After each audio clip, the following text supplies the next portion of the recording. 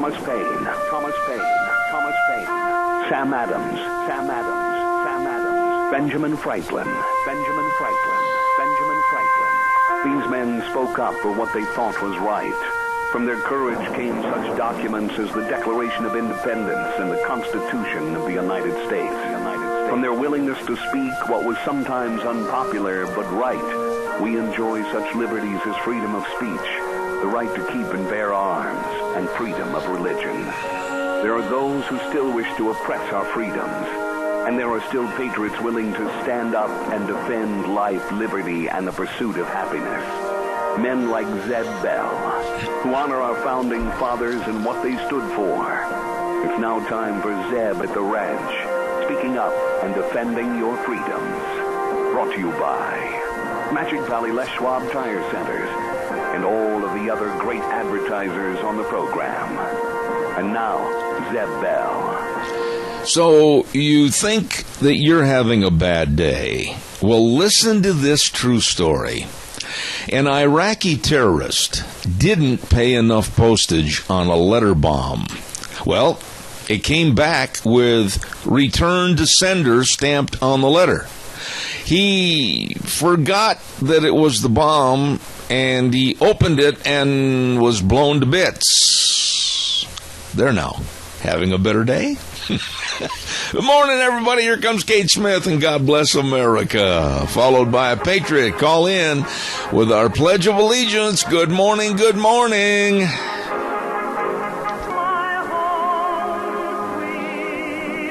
I love that lady, and God bless America. Thank you very, very much on a Monday morning. And right now, Zeb at the Ranch, I'm Zeb Bell with our major sponsor, your Magic Valley Les Schwab Tire Centers, all 7 locations serving you, and along with some of our great advertisers like Western Way Services, always at your disposal. Call, get on the route service, 734-6969. Right now, let's go to the phone line and see who's going to do the Pledge of Allegiance this morning. Good morning.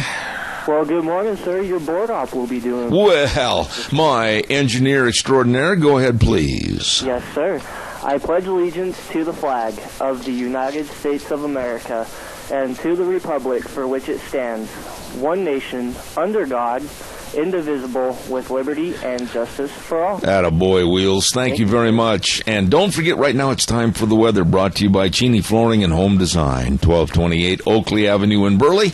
Look for the blue door. They've got all your new flooring, all the tile, all the wood, all the carpet. They've got it all for you. Anything and everything to make your house a home. You get a hold of them today. Cheney Flooring and Home Design, 678-6945, the number to call. And they're waiting for you, and they can serve you. Look for the blue door. Right now, here's Gina with the weather. Time to get on into the saddle and ride on for the weekend. This is what the weather is going to be looking like for today. Looks like mostly sunny skies, slightly breezy winds out of the southwest, right around 8 miles an hour. High of 71 is what we're looking at tonight, low 45. Now tomorrow, winds will be picking up to about 15 miles an hour out of the southwest. We do have a slight chance of afternoon rain showers and thunderstorms in the forecast. High of 70 with an overnight low of 36. For Wednesday, cloudy and 63. And then for Thursday, showers, plus it's going to be windy and a high of 50. Yesterday's high was 66 and the overnight low was 48. That is your weather for Zeb at the Ranch. I appreciate it, Gina. Thank you very much. Carpet and flooring, kitchen construction, home decor items, whatever you need at Cheney Flooring and Home Design. And they've got a new vendor from Italy, too, for shower and backsplash tile. That's hard for me to say. Backsplash tile. There you go. Cheney Flooring and Home Design in Burley. I want to remind everybody that we are going into a very busy time of political time. And for the primaries, there's going to be a lot, and I underline that word lot, of special announcements and promotional announcements for all the different candidates. Very highly qualified people running for various offices. So bear with us over the next 4 weeks. We've got a lot of very interesting people to talk about. By the way, no don't forget Daryl's Cleaners at 1223 Albion Avenue in Burley, and take your clothes in there to get them clean like I do. And then when they hand you the ticket, you can say, I'll prepay it, and save 10%. Wow, there you go. That's quite a money saver for you at Daryl's Cleaners, 1223 Albion Avenue in Burley, and your clothes will come back looking brand spanking new. Wonderful people at Daryl's Cleaners. By the way, too, don't forget our friends at SafeLink Internet. And I honestly, and I mean this, I don't know what we'd do without SafeLink Internet. They are the most reliable, and they serve now well over 10,000 customers. 10,000 customers. And, boy, I'm telling you, if you sign up for a one-year contract, receive free installation and $30 off your first bill for the first 3 months of service. There you go. Give them a call. 677-8000. SafeLink Internet, serving you. Really nice people. Like I said, we're going into political season, and we've got a lot of things to talk about and people to remind you of. And we're going to still have all the stories, all the interviews, everything else on this program. In just a moment, I want to talk to you about threats. Okay? We're going to talk very openly about a threat or threats that have been received here, and what needs to be done, what should be done, and how backward these people really are. Don't forget Denny's Restaurant, 611 Overland in Burley. And I just want to say how delicious the food is. Now, you go in there, you sit down, great service. They hand you the menu. You go, holy cow, look at all these choices, and they are fantastic. You go into Denny's Restaurant, 611 Overland in Burley and 291 Pole Line in Twin Falls. Denny's Restaurant, the home of Zeb's Lunch Bunch, and we're going to be over there next week on the 21st. Going to be great at Denny's Restaurant. Also, our thanks go out to Ramsey Heating and Electric.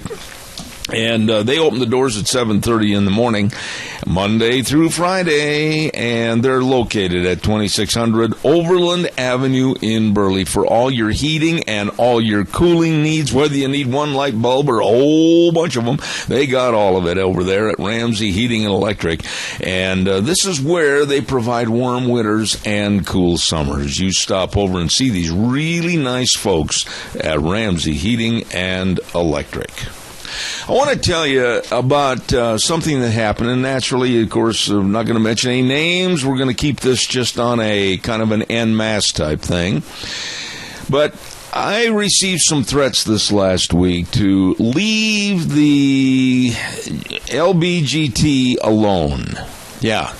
The lesbian, gay, and bisexual and transgenders, I was warned to leave any and all stories about them alone. Well, I am never going to do that, because if we're talking about news stories that are very on the front page of whether it's world headlines, state headlines, or even here locally, we're going to comment on them, and we are going to carry and have people on the air discussing the issue. But for somebody to tell me to cease and desist, and whatever those ramifications might be, that is not going to help at all. Everybody in this country has a right to free speech, and I mean everybody, everyone, and every opinion. And it's not just the liberal left that is going to have their way. It's not just somebody from the LGBT that is going to stand up and say, well, you better not do that again or else. That's not going to happen.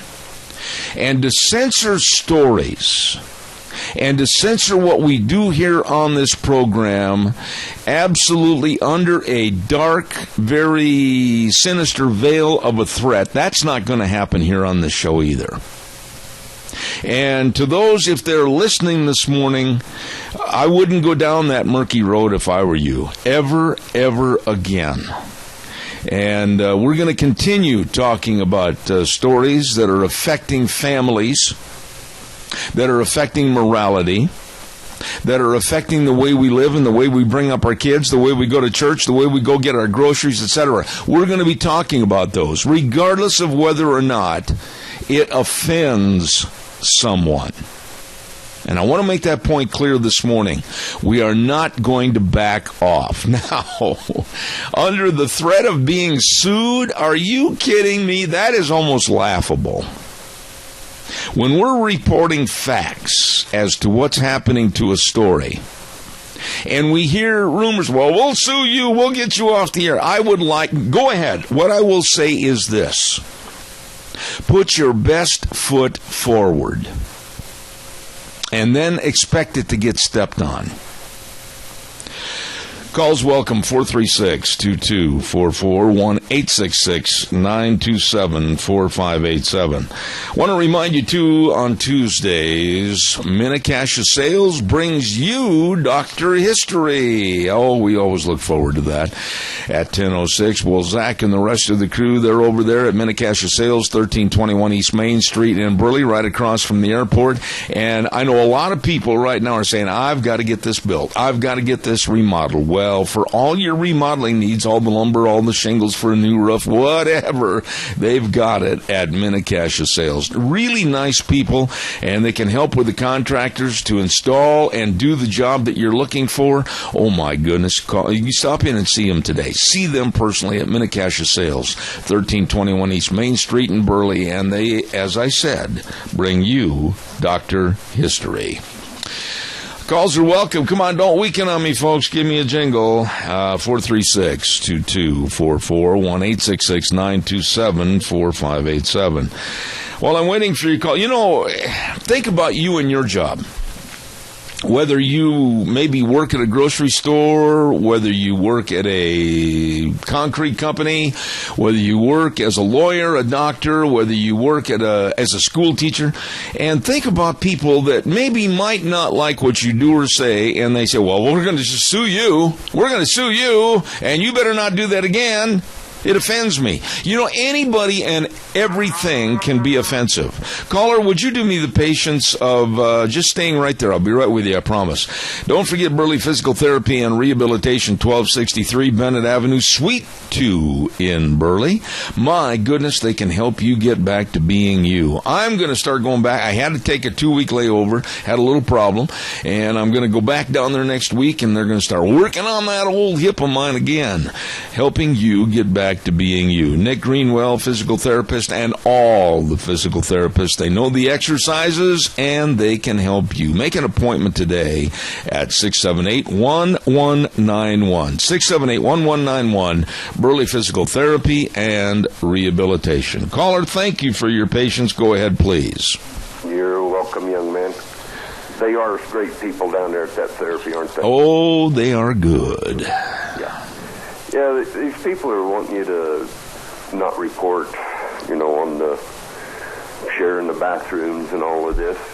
I mean, we're in America. It's a free speech. They can have a right to not want to talk about it, but we have a right to talk about it. They don't like what we say.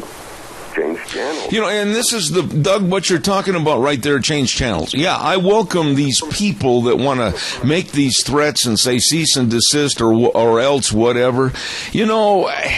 What do they think they're accomplishing? Because, in a free society with free speech, my First Amendment rights, do you think I'm going to lay over and let them run and ruin our society without reporting to you and everybody else what's going on? No.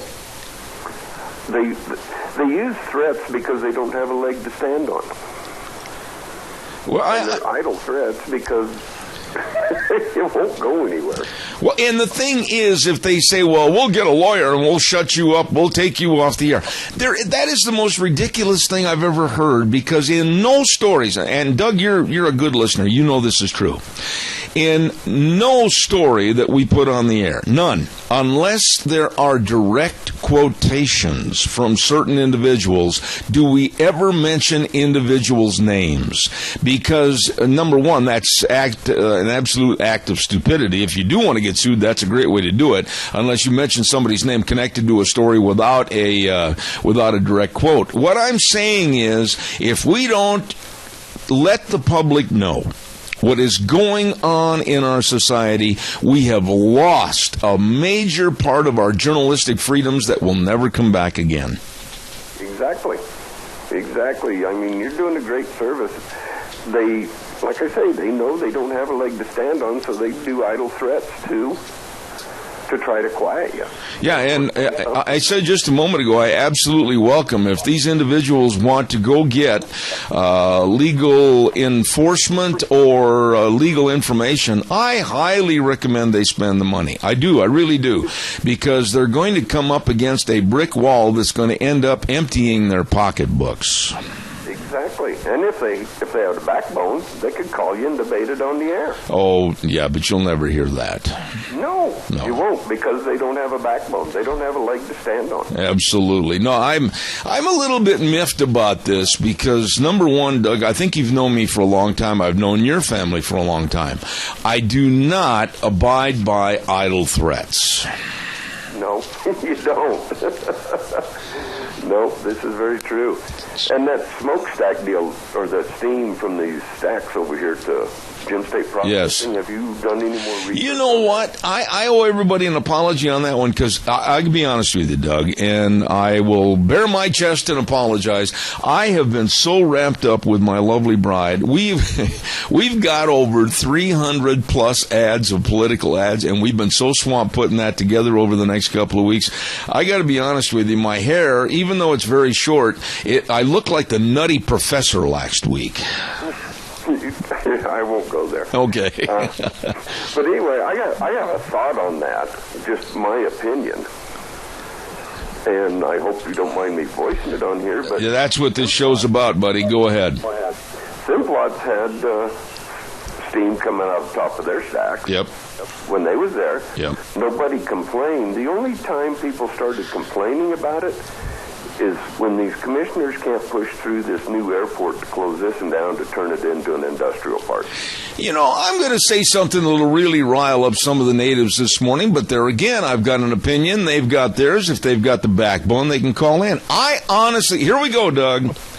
I honestly don't believe that Burley needs a new airport at the public's expense when you've got one 30 miles down the road. It's the same situation as like Fresno, California. A big airport. They do have smaller satellite airports around the area, i.e. like Burley, for landing chemical planes and that type of thing.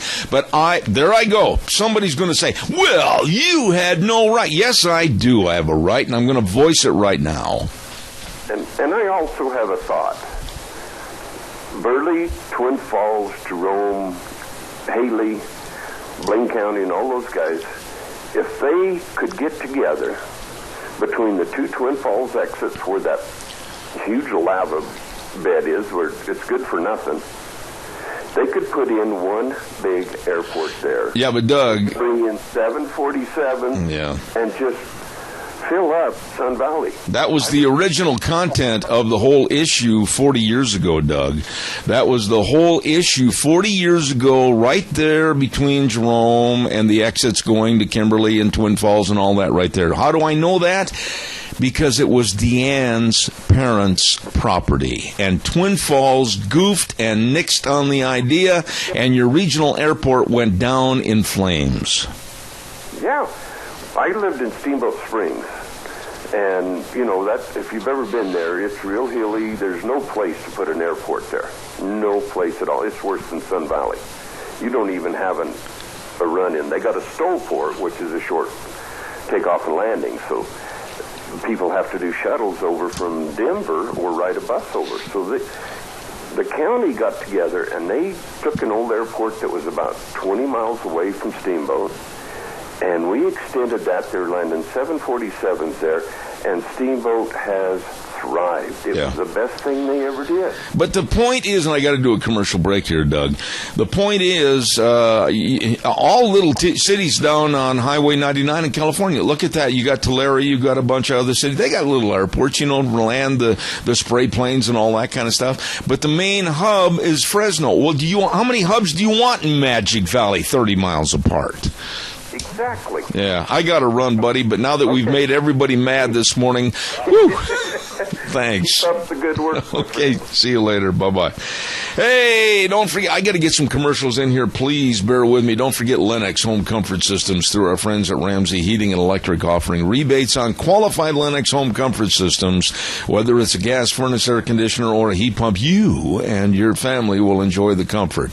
Call 678-0459. Ramsey Heating and Electric, along with Lennox, saving you money. Really good folks. Do you know what's going on over at Maury's Steakhouse? Have you heard what's happened over at Maury's Steakhouse? Tuesdays through Fridays from 7 in the morning until 10 in the morning, they're having a great big buffet. Oh! And the food is fantabulous. Waffles and strawberries and whipped cream pancakes, French toast, scrambled eggs, bacon, sausage, the list goes on. Oh my goodness, it's delicious. Maury's Steakhouse at 219 East 3rd Avenue North in Burley. And they're having that Tuesday through Friday, that breakfast buffet. Oh my, I wish I could get in there tomorrow morning with you at Maury's Steakhouse for that breakfast buffet. That sounds really, really good. Hey, by the way, we're taking calls. Come on, give me a jingle now that we've teed everybody off this morning. Don't forget Barry Equipment and Rental at 3 locations. South Lincoln in Jerome and Addison Avenue West in Twin Falls. I dropped the card. Almost tipped the water over. And 159 West Highway 30 in Burley. And now's the time to be thinking about those Coyote tractors. 0% interest for 60 months, 60 months. Whoop. You can't beat that deal. And they are tough, really made to do the job tractors, Coyote tractors. Check it out with all your equipment, whether you're purchasing or leasing, at Barry Equipment and Rental. Jerome, Twin Falls, and 159 West Highway 30 in Burley. The best. Come on, give me a call, 436-2244, 1-866-927-4587. I guess basically in a nutshell, and I do welcome emails, zeb@theranch@hotmail.com. There, did you get that? I'll say it again, zeb@theranch@hotmail.com. ZEBATTHERANCH@hotmail.com. Or you can call my cell phone at 312-2976. I'm not immune to you calling me after the air, sending notes or anything, but don't threaten me. Don't threaten me, my family, or anything about my property. Anything. Don't do that. Calls welcome, 436-2244, 1-866-927-4587. The German comes out in me sometimes. And if you think I'm going to apologize, nope. Hey, don't forget Mount Harrison Audiology and Hearing Aids, the lovely Dr. Christine Pickup. I've got to get her back on the air, and we've got to talk about hearing loss and all the different signs, all the different warnings, everything. But there is a big light at the end of the tunnel, and it's called getting a hearing screening, and she can help you if you're noticing some hearing loss. I'll call today at 312-0957. Mount Harrison Audiology and Hearing Aids, right across from the Minidoka Hospital Emergency Room. Number to call again, 312-0957. You call today. I'm going to give away right now. If you're not going to call me, I'm going to entice you to call me. I'm going to give away a half dozen absolutely delicious cinnamon rolls from Sophie's Chatterbox at 530 East Street in Rupert. Oh, wow. What a restaurant. What a great bakery. And all you have to do if you win is call them at 436-0354, and they'll have the cinnamon rolls waiting for you when you call. Here is the question. This is a piece of cake question. This is one that is so easy. I know we're going to light up the phones right away. First-time winners only, please. In the television series, the miniseries, called Lonesome Dove, what was Captain Call's first name? In Lonesome Dove, what was Captain Call's first name? Wow, that was quick. Good morning, you're on the air. Go ahead. And you're backing up. Okay, call us. Deep. That's not the right answer. 1-866-927-4587, 436-2244. In the TV miniseries Lonesome Dove, what was Captain Call's first name? And you can win a half dozen delicious, rich, gooey with frosting, warm, tasty cinnamon rolls from Sophie's Chatterbox. Come on, give me a call. I can see a bunch of people out there saying, what was his first name? What was his first name? Martha, help me. Give me a call, 436-2244, 1-866-927-4587. The actor that played Captain Call was a great actor by the name of Tommy Lee Jones. And he just fit that part, as did Bob Duvall as Gus. But what was the Captain Call's first name on the TV miniseries? Come on, give me a call quickly, 436-2244. While I'm waiting for your call, holy smokes, come on now, that's not that tough. It's an easy one. I thought everybody would have that. Don't forget Penetron Soil Conditioner by Maisie, with a 22-year proven record of increasing yield and quality of all Idaho crops. And believe me, it speeds germination, reduces crusting, improves stand, stimulates root growth and microbial activity, and builds soil structure too, resulting in less clods and dirt at harvest. And it uses less water. It helps you use less water. That's a money saving. Increase your crop's performance. And I mean this. With a proven soil conditioner, Penetron by Maisie, get the original, not the cheap imitations. Get a hold of your crop advisor right now today and get a hold of Penetron Soil Conditioner by Maisie. Caller, good morning. You're on the air. Woodrow. Who is this? Who is this? Well, that's great. How can you get your cinnamon rolls if you hang up the phone? I'll redial him back, sir? Yeah, redial him back and say, you know something, it's great to give an answer, but if you don't give your name, how can you win anything? Yeah, exactly. We'll have to think about that. Caller, now wait a minute. Don't hang up so fast. My dear friend Wheels, Mr. Efficiency and Mr. Politeness over at the station is going to redial and ask him if we can get his name, so stand by. While we're waiting for his name, hold on just a minute. Don't forget, Charlie Howell, Jerome County Commissioner, District 2. Charlie has already served 4 terms as County Commissioner, and he wants to stay in that position. He helped spearhead the new criminal justice facility, and he's very, very proud to be a leader on impressive projects that meet the needs of Jerome for years to come. Charlie lets his job results speak for themselves. On May 17th, don't forget to vote for Charlie Howell, Jerome County Commissioner, District 2, paid for by Howell for Commissioner Committee, Brenda Hayden, Treasurer. There you go. All right, give me a call. Did you get him back? I wasn't able to. I pressed the redial button, and it said there was no number to redial back on, but I hope the gentleman will call back in. I tell you what, if he doesn't, first person that calls in with the right answer again, you heard it already, my goodness, I'll give you the cinnamon rolls. Quickly call 436-2244. I don't know if that guy was just disgruntled in a past winter and just wanted to announce the name or whatever, I don't know, but quickly somebody go to the phone and dial, and you're about ready to win a half dozen cinnamon rolls. Whoa, give me a call. Well, I'm waiting for your call. You know, whether you like this guy I'm going to talk about. Wait a minute. Let's go back. Caller, good morning. You're on the air. For Pete's sakes, can you hear me? Talk to me, caller. Wheels, what's going on with this wonderful phone system? I have no idea. I put him through, but he should be talking. A caller, are you there? I can't wait. Go ahead and take another call. Take another call. For some reason this thing's on mute. What's that? Woodrow. I heard the answer. What is your name? Never mind. I give up.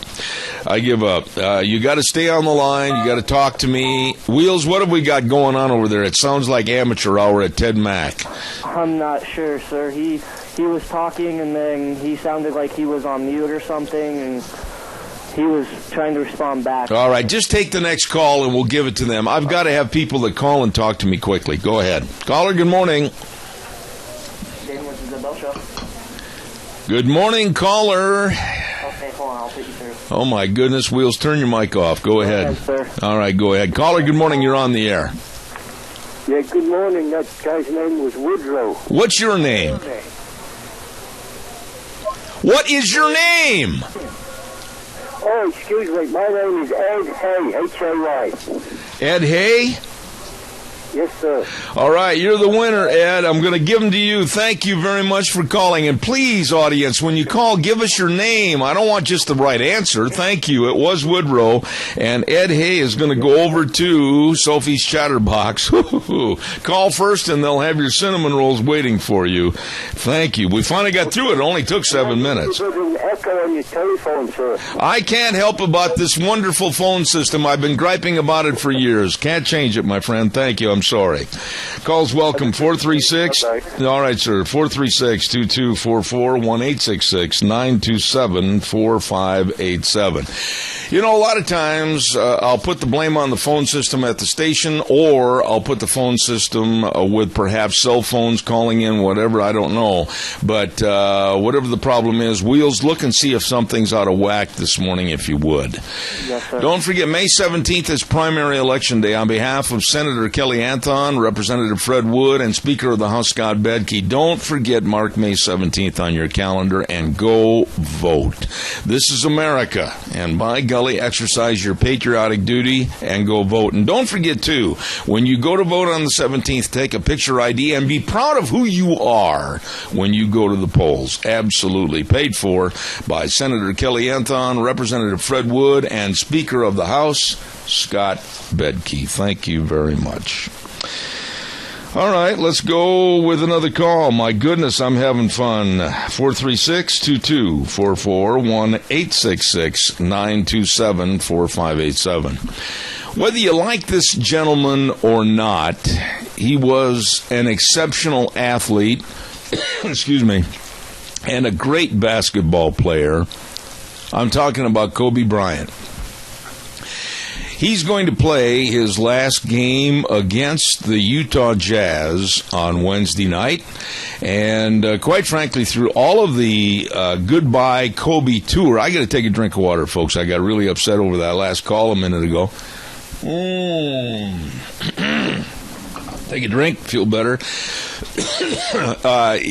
The other side of Kobe is kicking in a more human, a more warm side to the person that they called in the NBA the Black Mamba. Well, he's going to be playing his last game of his career, a very, very illustrious career in the NBA, on Wednesday night against the Utah Jazz, and they will send him off automatically, almost, if you will, to the NBA Hall of Fame.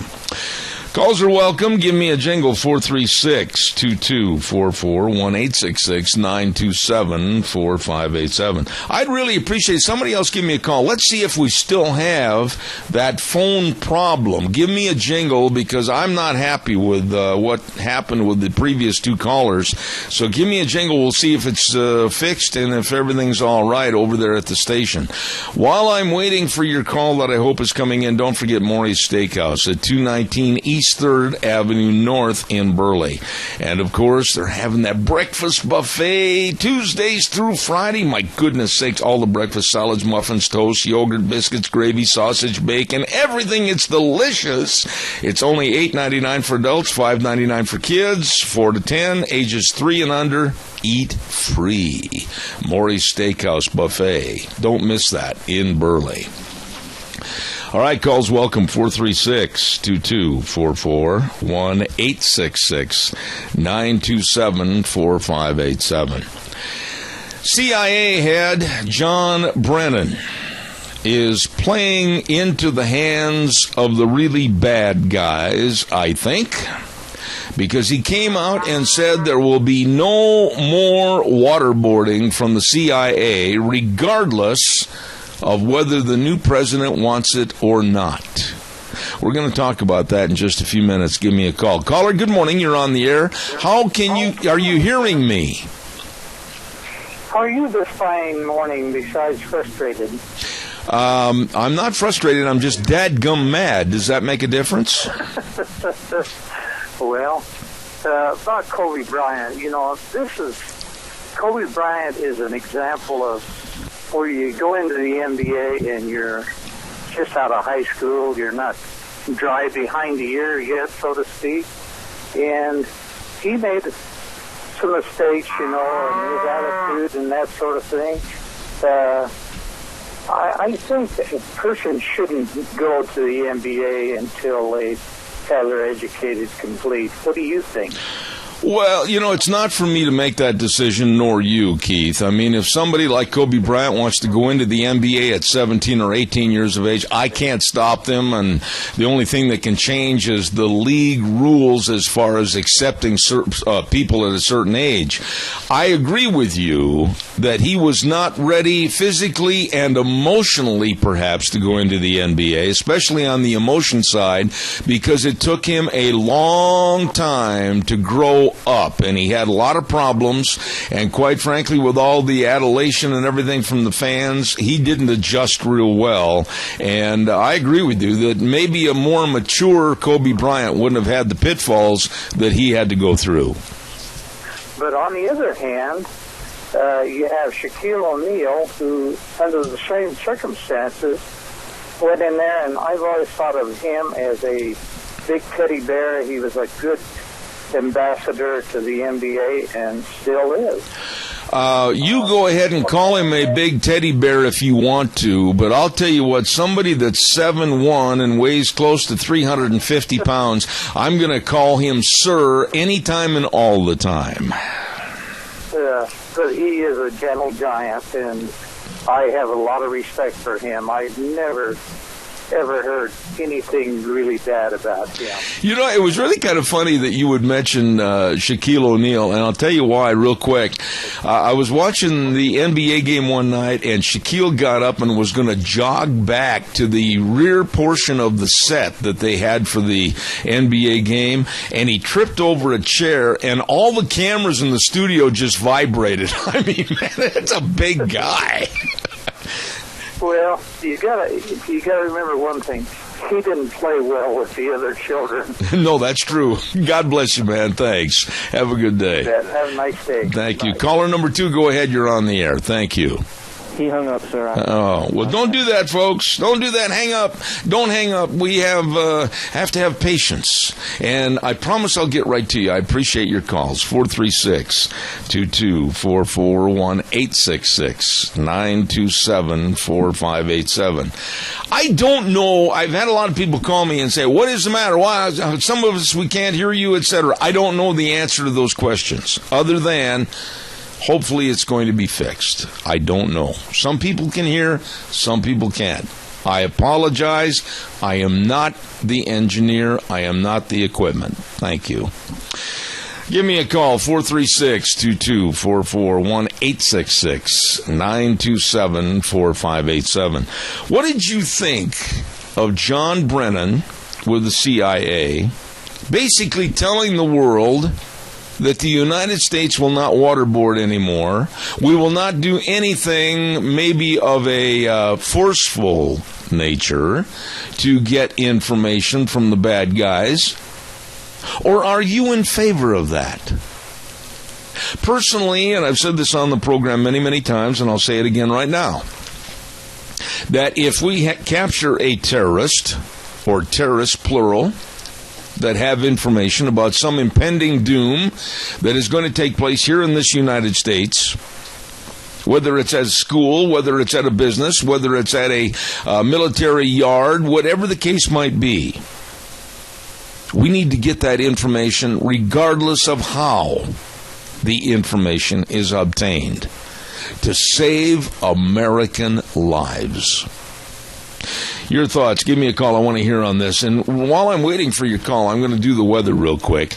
And the weather is brought to us by Gano Landscaping and Sprinkler Service. 336 South, 450 West of Paul. And the number to call, 431-8733. Boy, oh boy, now's the time. And I think everybody would agree with me. Look at that sun outside. Be sure and get a hold of them. If you're considering putting a new sprinkler system in or revamping your old one, nobody does it as good as they do. Let me tell you, we put one in for my arena and everything. They are great. Gano Landscaping and Sprinkler Service. 431-8733. Here's Gina with the weather. Time to get on into the saddle and ride on for the weekend. This is what the weather is going to be looking like for today. Looks like mostly sunny skies, slightly breezy winds out of the southwest, right around 8 miles an hour. High of 71 is what we're looking at tonight, low of 45. Now tomorrow, winds will be picking up to about 15 miles an hour out of the southwest. We do have a slight chance of afternoon rain showers and thunderstorms in the forecast. High of 70 with an overnight low of 36. For Wednesday, cloudy and 63. And then for Thursday, showers, plus it's going to be windy and a high of 50. Yesterday's high was 66 and the overnight low was 48. That is your weather for Zeb at the Range. Oh, man, yesterday and the day before, fantastic weekend. Thank you to the good Lord. It was beautiful. And the weather brought to you this hour by Gano Landscaping and Sprinkler Service. 3036 South, 450 West of Paul. Number to call, Scott on his cell phone, 431-8733. I've asked you this before, and I'm going to ask you to answer it again. But now, again, what would you do or what would you want done if they had a captured terrorist or group of terrorists and the target, the target was a school, the target was a business, like the trade centers, etc., and these terrorists just basically were looking at you and mocking you with a sly, kind of a mimicking grin on their face, knowing that you're not going to do anything to get the information from them. Would you honestly want our leaders to just basically usher them into a room and do nothing? Or would you want that information, regardless of how it was obtained, to save men, women, and children that are citizens of this United States? Tell me that, please. Give me a call, 436-2244, 1-866-927-4587. Come on, give me a jingle. I want to hear your opinion. The problem is we do not speak up enough and let our thoughts and opinions be heard by other people. That's what it's going to take. But when John Brennan came out and said, well, no matter what happens, the CIA will no longer ever do any waterboarding, regardless of whether a president wants it done or not, to get the info, which was a direct, kind of a slap, if you will, at Donald Trump. And I honestly, firmly believe that if we need information, go get it. Speaking of Donald Trump, they say it's in the rules. They said it was within the rules in Colorado. But Colorado, and I want to reiterate that I'm not supporting Donald Trump for president. I know there's a lot of people that say, well, you're a Trump supporter. No, I haven't come out on the radio and supported anybody for president yet, really, on the air. But what I'm saying, I think he did get kind of a bum deal, if you want to know the truth. The rules in Colorado, and I underline the words, say that Colorado's 34 delegates can meet in a smoke-filled room and can make the decision of who is going to get the delegate votes from the state of Colorado, not the citizens, not in a primary. This is ridiculous that the voters have no voice. Let me check with Wheels. I thought I heard something coming across the airways. Wheels, did you signal that we had a call? No, I did not. Sir. Okay, I heard a noise on there. Pardon me. Oh, you're fine. Okay. But anyway, the citizens are really upset about this. And tomorrow on the air at 9:06, I'm going to talk to Frosty about this. as a very vocal citizen in the state of Colorado about what's going on in politics or what isn't going on. I'm going to ask him about that. How did he feel that these 34 delegates, and you know what was really funny about this story? They all got together in, excuse me, a little room. Pardon me for clearing my throat. Had this frog for 4 weeks. Spring and hay fever. Anyway, they all got together in this little room. And I was told that they had only about 10 seconds to stand up. Hi, my name is Joe Smith, and I am in support of so-and-so. And then they had to sit down. And then behind the closed doors, they came out with, Ted Cruz is our selection. Unanimous? Unanimous of all 34 delegates? Caller, good morning. You're on the air. Thank you for your call. Yeah, I was hoping you'd get to that today. I sent you a link to that yesterday, and I can't believe Colorado's putting up with that. That's just unreal. How would you feel, caller, if all of a sudden in the state of Idaho on May 17th for the primaries, they all got together and they said, no, your vote's not worthy. We're just going to leave it to the elite. Well, I'd be jumping up and screaming, and I'd be on the phone, and I'd be sending emails is what I'd be doing. Well, I want to find out who made those rules that it's legal, and I underline that word legal because I'm not sure if it is. Because they completely eliminated the citizens of the state. Absolutely. Well, I appreciate your call, and I'm going to stay on it. I don't know what's the matter with this lousy system this morning, but I'm furious about the echo and the feedback and everything this morning, and I apologize for that. And it just takes it out of the hands of the citizens, we the people. We the people. And to have these delegates, these 34 people that think for some strange reason that they're better than the voters, they're better than the populace, and that they're so elite and they are more in a king and a dictatorial position to where they're going to say, well, our 34 delegates unanimously picked Ted Cruz. I don't care if they pick Mickey Mouse. It still takes it out of the hands of the voting populace. And as far as I'm concerned, it's absolutely 100% wrong. Give me a call. Yeah, when you talk to Frosty tomorrow, see what he can get done about that, because he has a little bit of pull over there. Well, I will, sir, and I certainly appreciate your calling on me this morning. I didn't see your email, but I do appreciate the fact that you sent it. Thank you very much. Okay, thanks. All right, sir, thanks. Calls welcome, 436-2244-1866, 927-4587. While I'm waiting for your call that I hope is coming in, I'm frustrated this morning. I shouldn't start off the week that way, but I am. I'm mad. I'm not frustrated.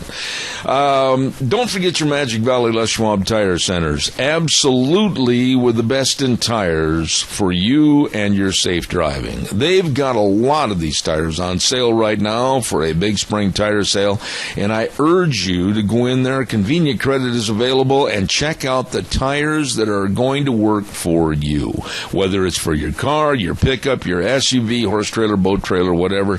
Be ready to get on the road and go. They've got all the tires for you at your Magic Valley Les Schwab Tire Centers, along with the best in brake service, front end alignment, shocks and struts, and batteries. It's all there with Lane and Rupert, Dave on Blue Lakes and Twin, Mike and Buell, Mike and Jerome, the Twist family and Paul, John on Poline in Twin Falls, and Randy on Overland in Burley.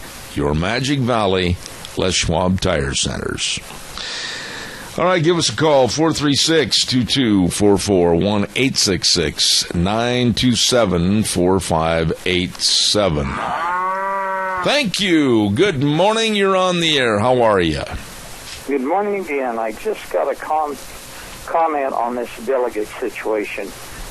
I think a delegate should represent the people who voted for that person. Absolutely. That's who they should cast it for. Absolutely. But these delegates that we have, especially in the Democratic Party, have already made up their mind before the people even go to the polls. Yeah, and Keith, this super delegate designation and the regular delegate designation and, the power and the prestige and the wearing the suspenders on their pants with the smoke-filled rooms and cigars. I don't like that. Politics is sleazy enough without having this go on.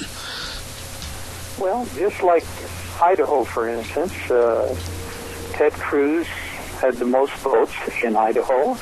The delegates from the Republican Party should cast their ballot for him because that's the will of the people. I agree with that, but the will of the people in Colorado was disdained. It was put down in the sewer when you have 34 people go behind closed doors and basically not... And the rules, if they are the rules, they are stupid rules because it takes away the incentive of the American people to get involved in the system and pick their leaders. And did you know that as far as Hillary's concerned, she's got this locked in?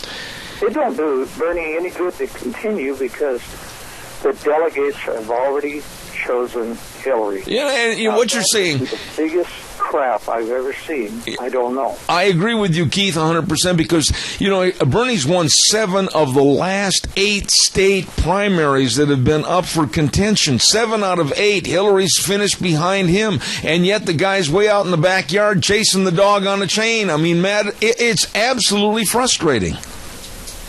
Even if he got to 1237, I think the delegates would overrule it. Well, it's different. It's a different delegate count in the Democratic Party. Why, I don't know. But anyway, I've got to run to the news right now, but I certainly appreciate your giving me a call this morning. And again, thank you very much, Keith. God bless. All right, sir. We're going to take a little break. I'm going to calm down. I'm going to pour a bucket of water on my head. And please call me next hour. We've got a lot of guests coming up. 436-2244. Zeb at the Ranch. I'll be back in 6. Well, I had 6 minutes to gather my thoughts and cool down. Oh, I am so cool. Thank you very much. Welcome back to Zeb at the Ranch with our major sponsor, your Magic Valley Les Schwab Tire Centers. All 7 locations serving you, and along with some of our great advertisers like Western Waste Services. From the canyons of the Snake River and all across southern Idaho, we're always sure to struggle. Western Waste Services, we care about our community, our resources, and this great land. Western Waste Services is lending a hand, always at your disposal. Oh my, now's the time to be cleaning out things and getting rid of junk and everything else. De-junk, they say. Well, it's a great time to call for a dumpster. Well, and they've got dumpsters in various sizes, too. And whether you're cleaning out your basement, your garage, like my office, holy smokes, they've got all the dumpsters. They'll bring it to you. You can fill it up. They'll come and get it. Western Waste Services, always at your disposal. You call them today at 734-6969, Western Waste Services. Want to remind you we start the program every morning with the weather forecast, and we certainly appreciate Cheney Flooring and Home Design at 1228 Oakley Avenue in Burley. Look for the blue door and call them at 678-6945. Carpet, flooring, kitchen construction, home decor items, whatever you need to make your house a home at Cheney Flooring and Home Design. I'm very, very honored to have on this program a lot of great sponsors, including our dear friends at Hanson Mortuary, 710 6th Street in Rupert. And, of course, Joel Heward, the manager with his family and his staff, always taking the extra time to work for you and your family. When there's the passing of a loved one, and I've said this so many times in the past, it's really a tumultuous time. You don't know what needs to be done in a hurry and what has to be done. They can help, and they will help, always with the highest ethical standards, with unquestioned integrity. Please write the number down and give them a call, 436-5636. Hanson Mortuary, 710 6th Street in Rupert. Right now, let's go to the phone lines, I hope, and And here is the manager of the Golden Heritage Burley Senior Center, Catherine. Good morning. How are you? Good morning, Zeb.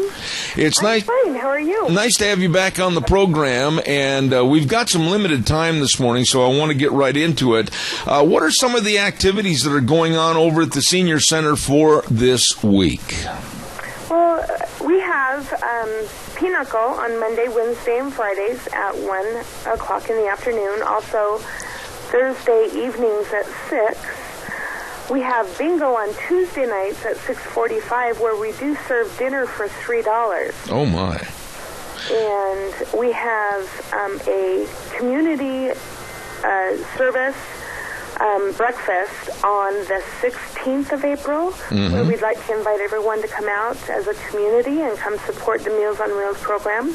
We have breakfast from 8 a.m. until 10. Well, now, let's talk a little bit about that. That's coming up this next weekend. And please, if you would, email me the information, and I'll keep plugging it for the rest of the week. But all these proceeds, where does the money go for all of these extra events? Well, we have the Meals on Wheels program, and we are not a government agency, so we're not really funded by anyone. It's all based on donations and fundraising. We do have some people who qualify through the Office on Aging reimbursement, but most of it is out of pocket. And that comes from the community support that we get from people who come in and support some of our fundraisers. You know, and it's, I think it was you, and thank you very much, along with Dennis Babbitt. We've been talking about the Meals on Wheels, and it's a shame, but this government, this administration, even thinking about cutting back further their support. Is that true? Well, what it is with a new presidency coming on, anything could happen. And the money is, they have the same amount of money that they've had for the past several years, but the need is growing, and so what is happening is the amount of reimbursement that we're getting per meal is decreasing. Mm-hmm. And really, the numbers that we're needing to serve now. If the new presidency comes in and decides to refund the Aging American Act, then we will get more funding. I see. So basically, who's speaking up for the seniors, Catherine? Is there a good voice for the seniors back in Washington? Do our congressmen and senators really understand what's going on? Who's speaking up for the older generation? Well, I think that we need, as a whole, as a community, to get a hold of our legislatures, to get a hold of those people who have the president's ear and who can make sure that these seniors are not being overlooked, are not slipping through the cracks. Sometimes all they get is one hot meal a day, and us, setting eyes on them to make sure that they're okay. And that's just, it's so important to keep these programs funded for the seniors and keep them healthy. Well, it seems to me, and I've said this before to you and also to Dennis when he was on the phone, that everybody's so gung-ho. Oh, we need another soccer field. Oh, we need more improvements on the Little League baseball field. Oh, we need uniforms and everything. But it seems very unfortunate, and I'm being very blunt, that when somebody turns 65, they forget about that generation. Right. It's very unfortunate, and I don't think that, I think what my job is to get the word out to the community that we need to start thinking about these people who really are having a hard time fending for themselves, and we need to step up and help them. Okay. You be sure and send that email to me right away regarding that breakfast coming up this next Saturday right there at the Golden Heritage, and we'll keep hitting it for you. And any and all items, people are invited to stop over to the Golden Heritage and partake of the different meals and all the fun and activity. And Catherine, of course, the head of the Senior Center, you're doing a great job. Thank you for being on our program this morning.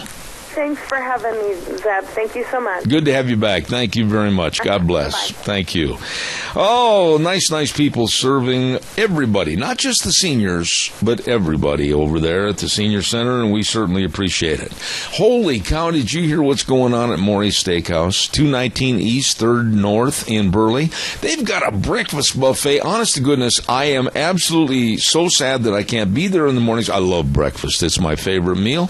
And they're running this Tuesday through Fridays from 7 to 10, and they've got all the fresh waffles with strawberries and whipped cream and pancakes and French toast and scrambled eggs and bacon and sausage and biscuits and gravy. Oh, my goodness, and all kinds of fruit and muffins. Oh, it's delicious. You'd better get on over there to that breakfast buffet at Maury's Steakhouse, Tuesdays through Fridays from 7 to 10 a.m. Maury's Steakhouse in Burley.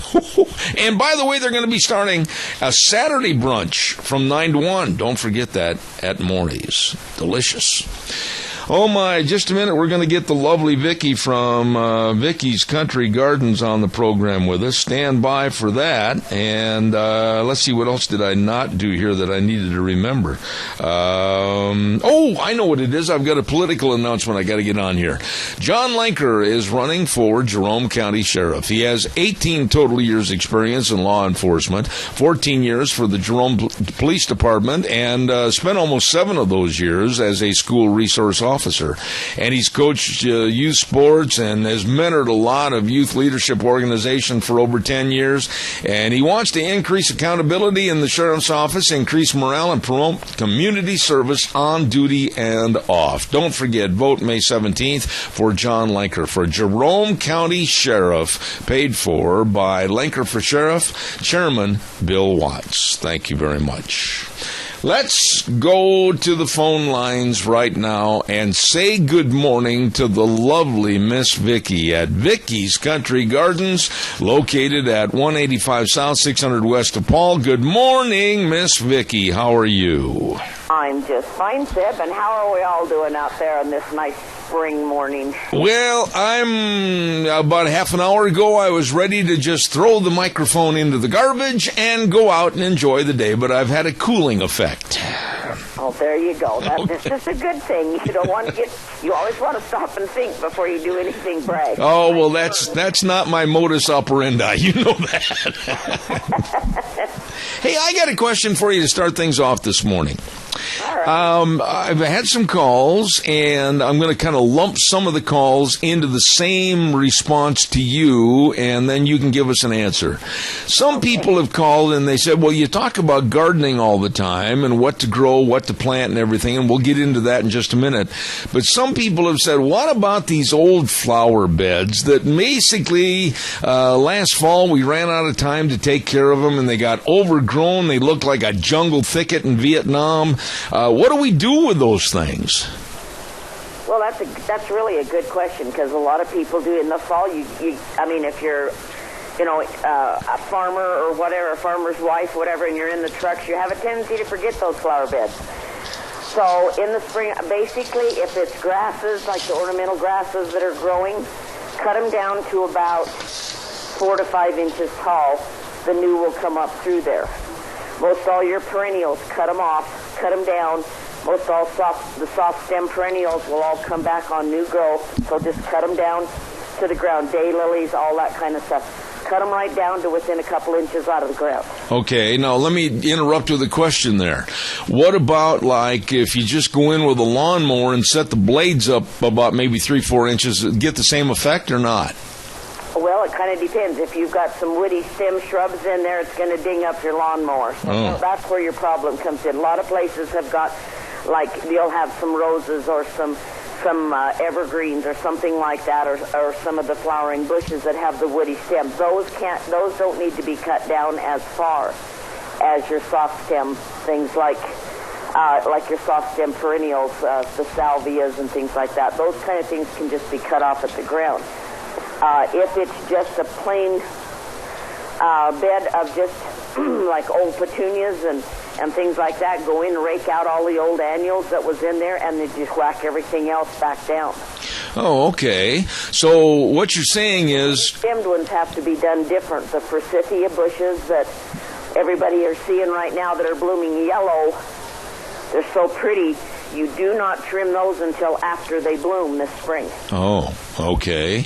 So basically, things like that you have to kind of be careful of. That's why the lawnmower doesn't always work. Oh, okay. All right. Well, in my case, you're not kidding. Anyhow, so there is hope for something that's got completely out of control.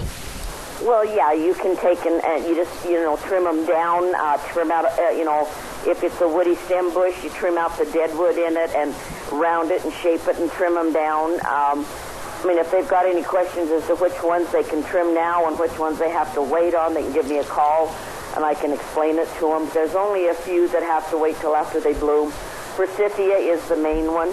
Everything else pretty much will bloom on new growth. Now, I asked you this a year ago, and I can't remember if you gave me an answer, but who and how did they come up with names for flowers and etc. like forsythia? Who in the world thought of that name in the first place? I figure it's somebody that's sitting around and really hasn't got a whole lot to do and just sits there and puts letters together and comes up with something and then tries to pronounce it. There are some of these names that you can't wrap your tongue around if you try. Well, look at peonies or peonies or whatever you want to pronounce it, or forsythia or chrysanthemum. The guy absolutely was just trying to toy with our minds. Yes, he was. He was one of those highly educated people that didn't have anything else better to do than to just frustrate the regular people. Why can't you just call him a funny-looking flower?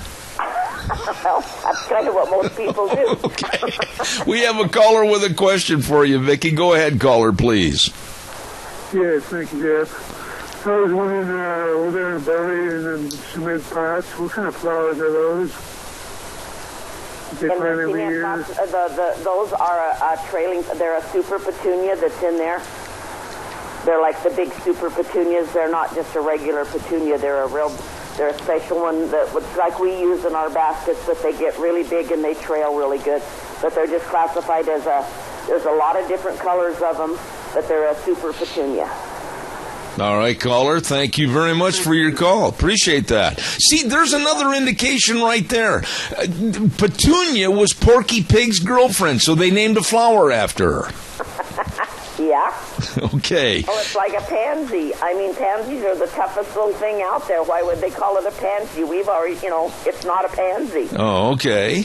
Well, now, Vicki, that's what they do. So, what about deal with it? What about landscaping in general? Now, this time of the year, a lot of people like me, they've got spring fever so bad they just hate to be indoors, and they're not quite sure as to what to do with the front lawn, or maybe they're not sure what to do with the back lawn or whatever. What can they do? Can they come in and talk to you about landscaping ideas? Sure. We've got everything in to do the landscaping with and got more coming. I've just placed some orders for shrubs and some more perennials and that, but we have all the landscaping fabric and all of that type of thing. The main thing right now is like in the lawns and stuff, get the dandelions sprayed and get your pre-emergence and that down so that they don't come back and keep blooming on you. Get your flower beds all cleaned out. Get some pre-emergent down in that, which will stop the weeds from growing. And, there's a lot of just, get the things cleaned out, and that type of thing is the best way to go right now. Okay. So if they come in and they say, lovely Miss Vicki, we want to do this, or we've got this kind of a concept as to what we'd like to do on our front lawn, maybe put a little fish pond in or anything, can you draw up some ideas for them?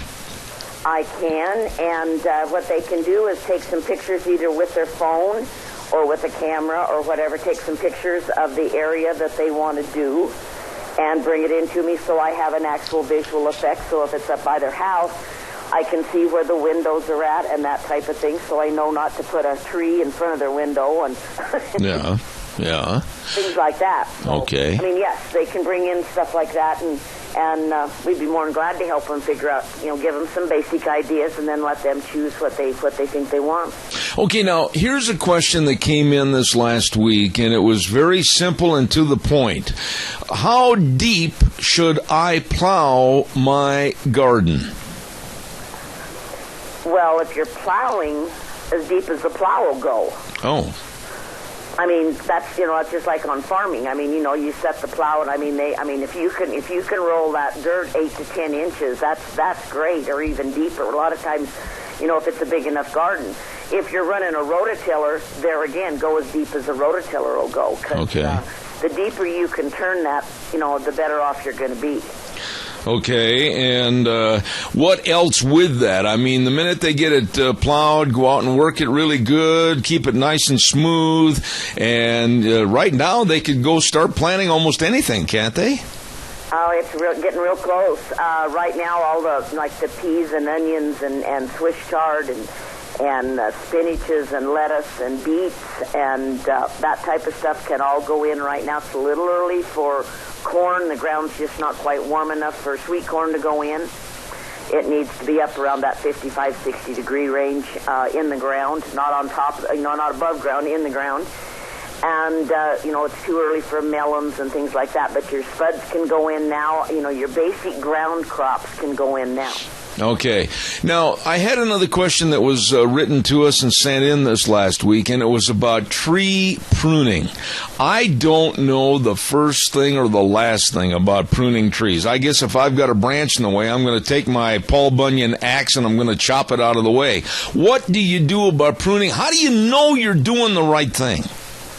Well, it kind of depends on what kind of trees you're pruning and how big they are. Oh. Like on fruit trees and things of that nature, you want to make sure you don't have any branches that are crossing and touching one another. Take the weakest one off. You don't want, on a fruit tree, you don't want your branches coming up in a perfect V, like in the top of it, because as the fruit sets on, it will bend and split your tree in half.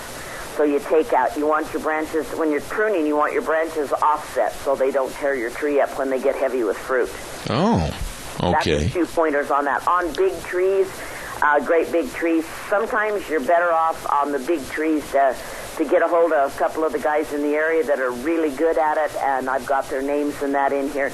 You don't want to just butch them down to nothing, because then you get a lot of spider growth coming out of them, which can just make a major mess. You get all that fine branching coming up, and it can really make a mess on some trees. So sometimes you need to go have somebody come in with like a bucket truck, and if they're that big, and go in and selectively thin a tree out and make it look a lot nicer. Oh, so what you're saying is that so most guys should never go out with any kind of tree pruning after they've had a fight with their wife. Probably that's a good idea, yes. That's probably real good advice. Okay. Because, there's certain ways, certain places. Just remember, wherever you cut a branch off, that's where it's going to branch out.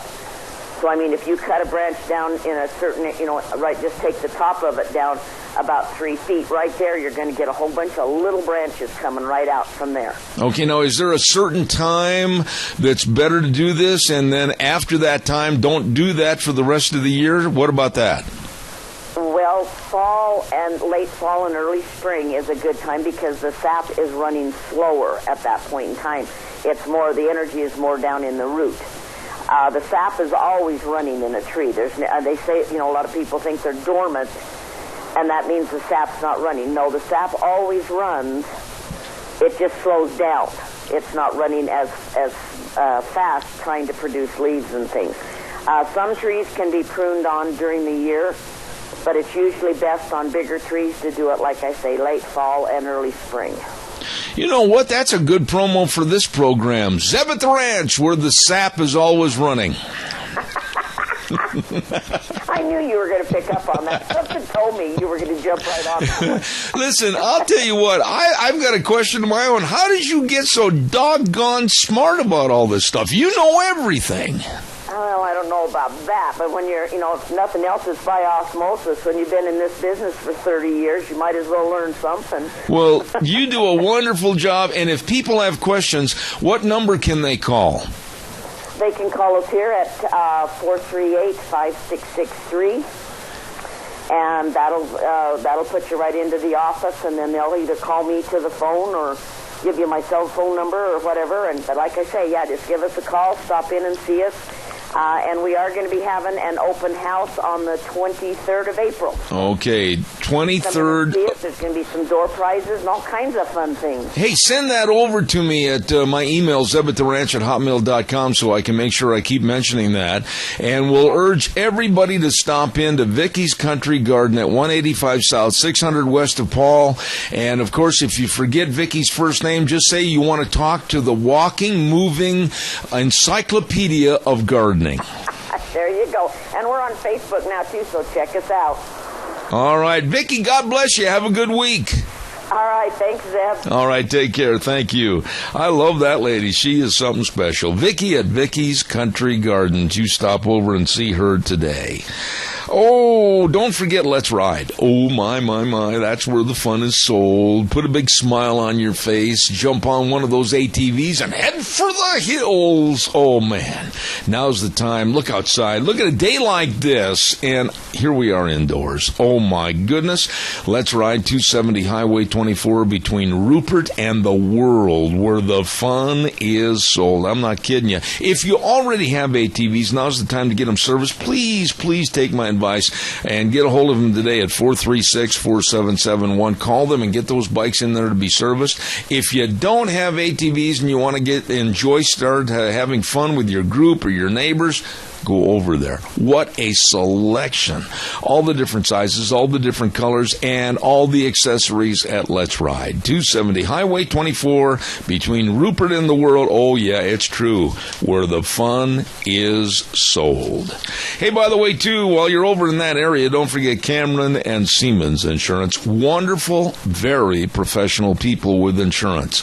Life insurance, health insurance, retirement planning, employee benefits, all of this and much, much more to serve you. Call for an appointment today at 436-4424. 436-4424. Cameron and Siemens Insurance in Rupert. I've been telling you about this. Don't miss. I tell you what, tomorrow morning on Tuesday, everybody jump in the pick-em-up truck or the car. Leave for work about maybe 45 minutes earlier at 7 a.m. to 10 a.m. Tuesdays through Fridays. Tuesdays through Fridays at Maury's Steakhouse. A great big breakfast buffet. Oh, what a great way to start the day. They've got everything over there. And it's only $8.99 for adults, $5.99 for kids 4 to 10, ages 3 and under. Eat free. And they've got all the goodies. The waffles and the pancakes and the biscuits and the gravy and the grits. I love grits.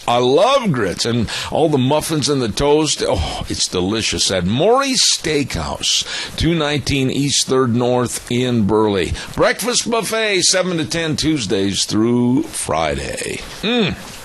Man, I think I'm going to have to go down there first and then run like a banshee to get back here to get on the air. I think I'll do that. Anyhow, right now, let's go to the phone lines.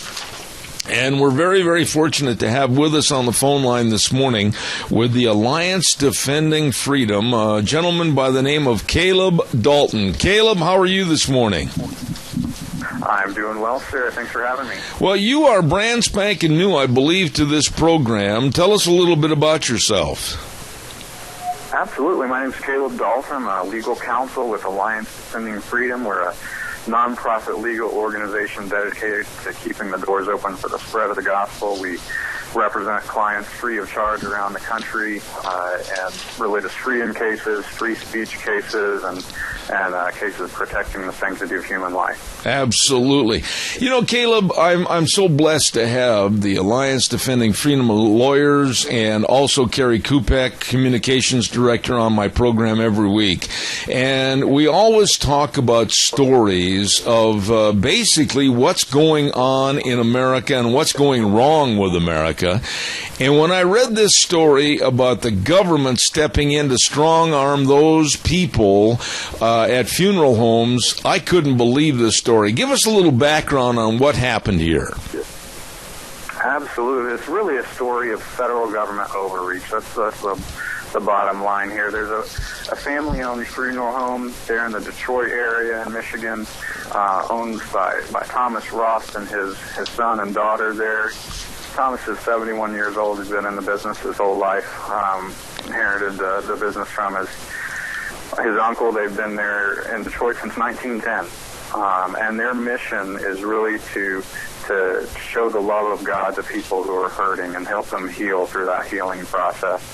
there through their funeral homes. And they've employed folks of all different stripes and orientations, and one gentleman they've been employed for over 7 years, and he came to Tom back in 2013, and he said, Tom, in a couple weeks I'm going to come back and I'm going to be Amy, and I want to wear a dress. Oh my! As your funeral director, I'm going to be wearing a dress. And Tom said, I really didn't see this coming, but he looked over the letter that the gentleman gave him and considered it, and there's no way that he could continue to operate effectively as a funeral home director and being a distraction to the customers coming in looking for healing as a man wearing a dress. And more than that,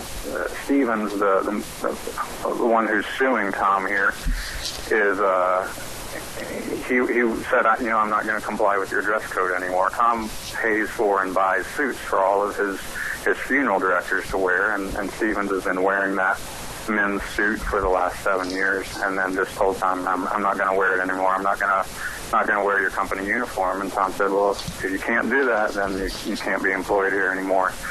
So this gentleman, Stevens, turned around and sued Thomas.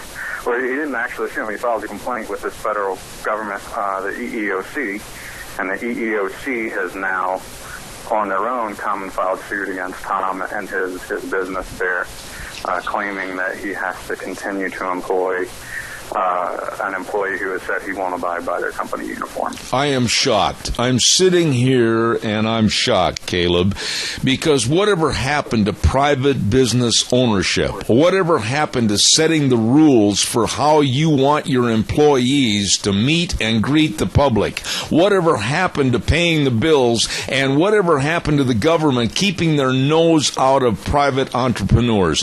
This is so pathetically sick to think that a transgender is going to set the rules and a biological man, is going to be able to wear a dress with these grieving families. That is absolutely pathetic. I asked Tom, what would happen if he lost this case, if the federal government came in and said you can't have a uniform requirement for your employees anymore, and I said, well, would you feel like you needed to sell your business and do something else? God has called you to be a minister to grieving families here. And he said, I couldn't sell my business because there'd be no business left. You talk with folks who have come in and they said, that would be highly distracting from their grieving process to come into that situation, the worst time of their lives, and be distracted by a gentleman who has gender dysphoria, who's confused.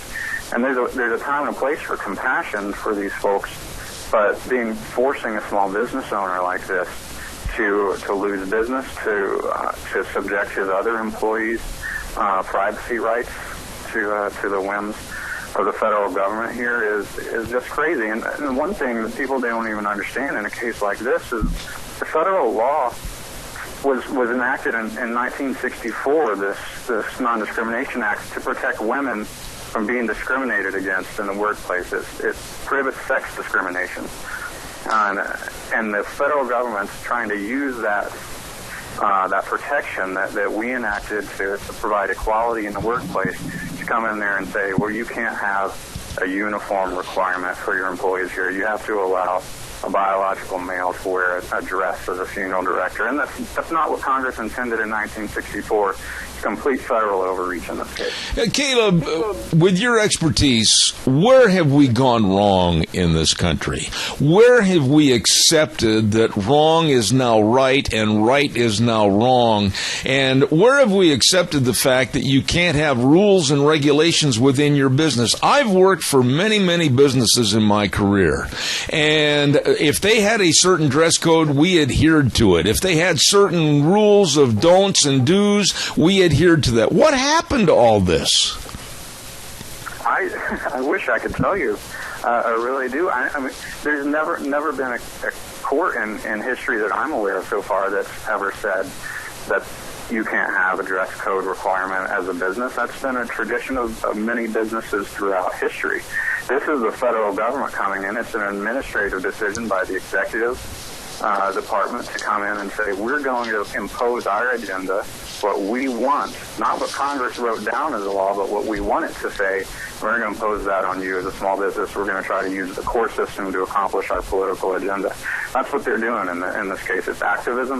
It's an overreach that it's using power that Congress didn't grant the executive government.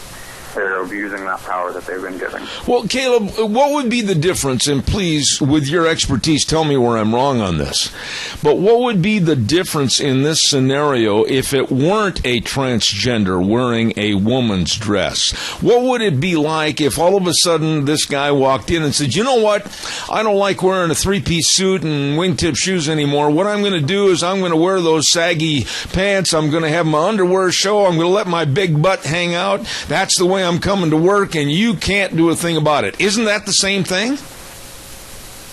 And it would be hard to differentiate. I mean, the dress code requirement's a dress code requirement. It's applied to everybody equally. And Stephen's refusal to abide by it is a violation of this. I mean, they've had people come in and say, they're letting their suits get saggy or ripped or torn, or there's one gentleman who tried to come in wearing a jacket that had an inappropriate saying on it. He was reprimanded, and it's clear he would have been fired if he refused to conform to the dress code. And it seems common sense, but apparently the common sense isn't so common these days. So I guess as an employer, I've got my staff, and I'm not planning on any changes this late in the ball game. But I guess as an employer from now on, if this is the case, I can't make dictates that, no, I don't want any tattoos showing. No, I don't want any rings in their ears or nose or bones through their noses. No, I can't tell them not to wear saggy pants, etc. Holy smokes, they represent my business and the professionalism of my business. What's going on here? Is this just government control, Big Brother? It is Big Brother, and it's expanding. What they're doing. Right now, there's no way they could make an argument. That you couldn't impose the tattoo requirement. But 10 years ago, we would have also said there's no way they can make the argument that you can't require your biologically male employees to wear a male suit that you provide. It's an imposing a government ideology. You're taking what Congress passed a long time ago to protect men and women from being discriminated against through sex discrimination, and now they're trying to impose their political agenda to expand that to other areas, and it's just plain government overreach. This circumstance with this funeral home, Caleb, I can't even imagine the uneasiness and the uncomfortable surrounding and the mourners going in to celebrate the last of that person's life that's laying in the casket, and then having to be subjected to that kind of treatment with a transgender male wearing a female dress. If I were the business owner, I'd close the door before I'd even allow that employee to come to work. And that brings up a good point about the burden on Tom in this situation. I mean, he has, he's a Christian. He operates his business according to his faith, and he believes that God created all men and women beautifully. And he pays for the suits that his funeral directors wear. And if the federal government wins in this case, he would literally be forced to buy a skirt for this man to wear, and that would violate his faith as well. He strives to heal those who come in this worst part of their lives, and not only would it require him to violate his faith, like you said, he wouldn't have a business to operate if that distraction was there within the funeral home. But Caleb, this goes a lot deeper than just this funeral home that you're talking about and just this instance. It's government overreach into telling and demanding what they're going to do and how they're going to do it, and if you don't, we're going to shut your doors. I never thought in my lifetime I'd see private enterprise, private business dictated to by the federal government. What can we do to fight back and literally, and pardon the expression, spit in their eye? Well, people have to wake up and realize there's a problem. That's the first thing. You have to realize this isn't just pie in the sky. There's not people out there just crying wolf. Before I started doing this, I used to think I would hear things going on, little rumblings, and I used to think, oh, you know what, it's really not that bad. We still have our liberties. We still have our freedoms. And the more I work in this area, the more I realize that there are people out there who have an agenda, and they want to use the power of the government to enforce that agenda on the people of America. That's not American. That's not freedom. That's not tolerance. That's totalitarian. And so people have to wake up and realize there's a problem. So that's just the first step. Now we have to have, what is the solution? Well, every person can get involved in their community. They can get involved from the local level. People don't realize the local politics have a lot to do with this, all the way up to the federal level, to the executive office. Realize what's going on. Have vote for people who adhere to your values. Hold your elected representatives accountable. Don't let them get away with this kind of stuff. Call them up and send them letters. Don't let them know that this isn't something they can get away with imposing their values with the power of the federal government on the American people. We're looking for a society that's free for everyone, not a totalitarian regime that imposes these executive branch values on small businesses like Tom. What about the fact of I don't like the way you're working, I don't like the way you meet and or greet people that come into my funeral home, you are fired? Do you mean to tell me that the word fired can no longer be used because right away it's retroactively going to mean a possible lawsuit? Well, there's the federal government has employment non-discrimination laws. These laws that protect you from being discriminated against in employment, and they've been around for a long time. The real catalyst for it was the discrimination that was taking place throughout our history. And so the federal government passed that law to protect those who were being invidiously discriminated against across the country. But what's happening now is laws that were intended for good are now being expanded through the ideology of the federal government. So in this case, we're talking about a law that was passed to protect women from being discriminated against and held down in their employment, because there really have been issues with that in the past. Federal government and now the executive branch is coming in and saying, we're going to use that law and say you're discriminating based on sex when you require your men and your women to wear a uniform. And that's not what it was intended to do. Yeah, but there's nothing discriminatory, in my opinion, and I think I'm right because I still am with the majority in this country of right and wrong and the dedication to each. There's nothing wrong with an employer making a opinion that I want the best for my business. I want my business represented in such a fashion. I'm of the cowboy nature, Caleb, and I dress Western all the time because of my lifestyle. I've been in the rodeo business, in the ranching business, and that's my lifestyle. I don't require my employees to all dress Western, but if I did, I would think that because they work for me, they'd have to adhere to what my wishes are. Yeah, I would think so too. and that's really what this case is about. If the federal government wins this case, then no, you can't have a requirement that your employees dress according to what is best for your business interests. And that's best for the business here in the funeral home industry. It's there is a defense in the law that says, if it's in the best of business interests of the company that they have this policy, then it's okay. And that's as clear as day in this case. It's as clear as day that it's in the best business interest of the funeral home to have this dress code. It's been an industry standard ever since there have been funeral homes, that they dress professionally in a way that doesn't distract those who are here hurting and trying to heal in the worst time of their lives. Let me ask you one final thought on this, and maybe I'm overreaching on the problem, but in my industry, the way that they talk, the way that they meet people and their language is very important. Do you mean to tell me that might also be a consideration of how you cannot fire someone? You have to basically take their slovenly and illiteracy with their language and accept that also?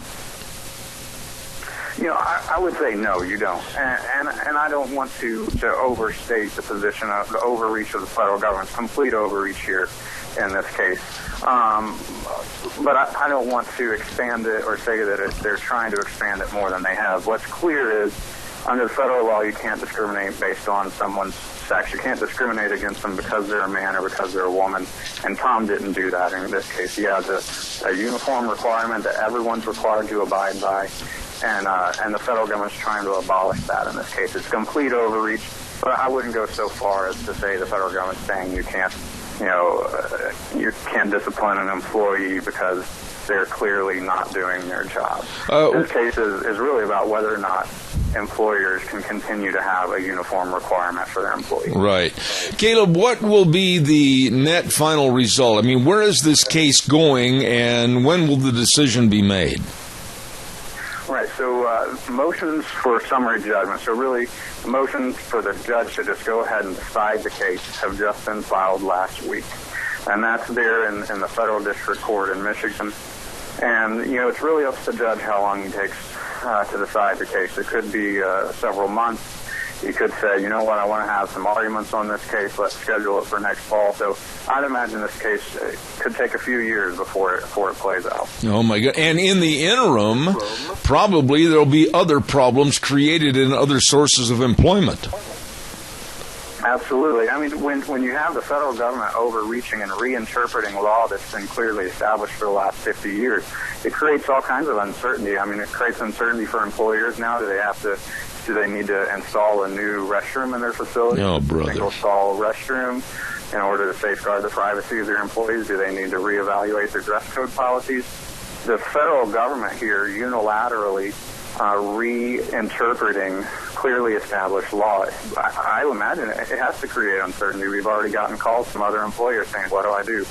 How can I comply with the law and not get sued myself? Even though the federal government here is really just overreaching, not applying the law as it was written. Absolutely. Boy, Caleb, I really appreciate the fact that you came on the program this morning. And please know that you're welcome here anytime. Thank you so much, and come back and see us real soon. Alliance Defending Freedom, Caleb Dalton, thank you very much, and the very best to you, sir.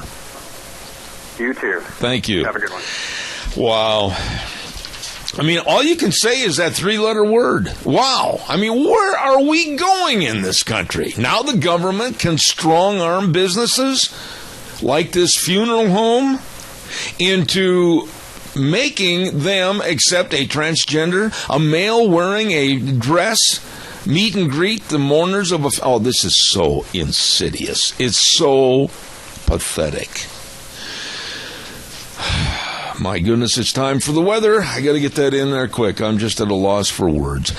Don't forget Lennox and Ramsey Heating and Electric offering rebates on qualified Lennox home comfort systems. Whether it's a gas furnace, air conditioner, or a heat pump, you and your family will always enjoy the comfort. Call Ramsey Heating and Electric at 678-0459 and find out more about Lennox and how they can save you money. Here's Gina with the weather.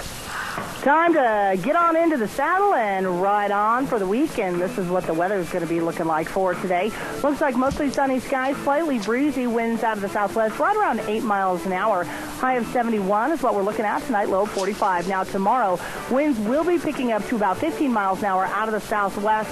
We do have a slight chance of afternoon rain showers and thunderstorms in the forecast. High of 70 with an overnight low of 36. For Wednesday, cloudy and 63. And then for Thursday, showers, plus it's going to be windy and a high of 50. Yesterday's high was 66 and the overnight low was 48. That is your weather for Zeb at the Range. I appreciate it, Gina. She just puts her heart and soul into doing a good job for that stuff, and I appreciate it. Brought to you by Ramsey Heating and Electric, offering rebates on qualified Lennox home comfort systems. Call them today at 678-0459. Ramsey Heating and Electric and Lennox, saving you money. I've been telling you all morning long. We've got time for phone calls right now, by the way. Give me a jingle at 436-2244. What did you think, honestly, about that story with the Alliance Defending Freedom? My goodness, do you mean to tell me that private business owners, they've lost all their rights? They can't tell anybody how to dress. They can't tell anybody how to act when they're representing their business. Are you kidding me? Is that how sick and perverted we've got in this country? Call me, please. Hey, don't forget, I've been telling you all morning about that breakfast buffet at Maury's Steakhouse, Tuesdays through Fridays. Oh, man, 7 a.m. to 10 a.m. Get in there at Maury's at 219 East 3rd Avenue North in Burley. Oh, my goodness, it is absolutely phenomenal. Do you like biscuits and gravy? Do you like bacon and sausage and scrambled eggs and French toast and pancakes and fresh waffles with strawberries and whipped cream? Well, you're going to love the breakfast buffet at Maury's Steakhouse. Tuesdays through Friday, 7 a.m. to 10 a.m. Be there. Take just a little bit extra and wrap it up in a little towel for me. I mean, oh, that sounds so good at Maury's Steakhouse. All right, your turn. Give me a call, 436-2244, 1-866-927-4587. I was interviewing people to work for me a couple of years ago. And some of the people that came to apply absolutely had no common sense or common decency about how they looked and how they represented themselves. Caller, good morning. You're on the air. Good morning again. Yes, sir. How are you? Are we just a bunch of NIMBYs? I don't know, Keith. That's not in my backyard. Well, let me ask you something, Keith, just a minute. When they talk about an undertaker having to wear a dress and everything, a lot of people say, well, that doesn't concern me, so I won't worry about it. But it is part of our freedom, right? Absolutely. Wait a minute. What you mean wearing a dress when you're a male working for somebody else? That's part of your freedom? No, it's not. The employer should have the right to say yes or no. Well, I think if you got to pay for something, you should get what you pay for. Yeah. What you want. It's like planning a wedding or anything else. You should be able to dictate what you want there. And the same way as a funeral service, but we don't even think about these things, regular people, because we're not dead yet. Oh, well, just a minute, real quick, because I'm almost out of time. Let me ask you this. You were in the car business for years, and let's just assume that you were back in the car business again right now, and all of your salespeople decided, well, no, we're not going to wear a nice-looking pair of sports slacks and a sports shirt and maybe a sports jacket. We're going to wear our pants, real baggy pants, down below our butt, show our underwear, and we're going to walk around with our hands stuffed in our pockets, and that's how we're going to sell cars. Would you have put up with that garbage? Not at all. I had a uniform that people wore every day, and if you didn't have the uniform on, we sent you home. Good. It was that simple. Good. Because it is written in the agreement they signed when they came to work for us that this was our dress code, and it's just plain and simple, just a regular golf shirt and tan slacks and nice shoes. There you go. Keith, I am out of time. I appreciate it. God bless you for your call back on this. Thank you so much. You bet. All right, sir. Thank you. I'll tell you what. I'll tell you about that story of some of the people that came and wanted to apply for the position I had. I wouldn't let them in the front door a second time. No way. Hey, by the way, don't forget Cutting Edge Curbing at 424 16th Street, and that's over in Rupert. Oh, my goodness. The curbing, Cutting Edge Curbing can add so much beauty and value to your property. You call these folks today at 808-3360. Don't forget it comes in the cobblestone, the slate, the basket weave, the natural stone, and all kinds of different colors. Wow, this curbing is beautiful for your property. Call Sarah or Mike Baxter today and get an estimate. Cutting Edge Curbing, 808-3360. We're going to take a little break and be back in about 6 minutes. Bert Stevenson's going to be on the air with us next hour. God bless him. We'll see you in 6. Oh my, here we go. Look outside. I mean, holy cow, are we blessed with a beautiful day or what? Thank you, Lord. It is absolutely beautiful out there. Don't forget, Zeb at the Ranch with our major sponsor, your Magic Valley. Les Schwab Tire Centers, all 7 locations serving you, along with some of our great advertisers like Western Way Services, always at your disposal. Call 734-6969. Don't forget again, Ramsey Heating and Electric offering rebates, I love that word, on qualified Lennox home comfort systems. Call them today at 678-0459 and learn how Ramsey Heating and Electric and Lennox can save you money. 678-0459. I've been telling you all morning, and it's fantastic news. Maury's Steakhouse at 219 East 3rd Avenue North in Twin Burley. Oh, they're going to get mad at me for saying that. Maury's Steakhouse at 219 East 3rd North in Burley. There, I got it right. Holy smokes. They're having their huge breakfast buffet Tuesday through Friday from 7 in the morning till 10. What a great way to start the day. Delicious items on that buffet. Waffles with strawberry, French toast, scrambled eggs, bacon, sausage, biscuits, and gravy. Oh, my goodness. Delicious. You be sure and stop over to Maury's Steakhouse in Burley tomorrow, Tuesday, for that big, wonderful breakfast buffet. Also, want to remind you, too, let's see, what else have I got here real quick before I turn it over to my dear friend and guest for this morning. Oh, yes, let's get this in. Tim Darrington is running for Cassia County Commissioner, District 3. A lifelong resident of Cassia County, is a farmer and rancher and steward of the land. Believe me, he has a desire to impact lives, to help people in a very positive way. Wants to protect our natural resources, land, air, and water, and he wants to encourage job opportunities, new industry, and smart growth. His decision to run for county commissioner is based on what's best for the citizens of Cassia County now and for future generations. Vote for Tim Darrington, Cassia County Commissioner, District 3 on May 17th, paid for by Darrington for County Commissioner, Gail Erickson, Chairman. This next gentleman that's on my program is not only a guest to talk about water, but he's one of my dearest, dearest friends. And right now, I consider him to be a relief pitcher this morning, coming in from the bullpen with 2 outs in the 9th, and my guest wasn't available to be on the program this morning, and Deanne called Bert, and he said, "You bet I'll come on the show." Good morning to former State Representative Bert Stevenson. How are you?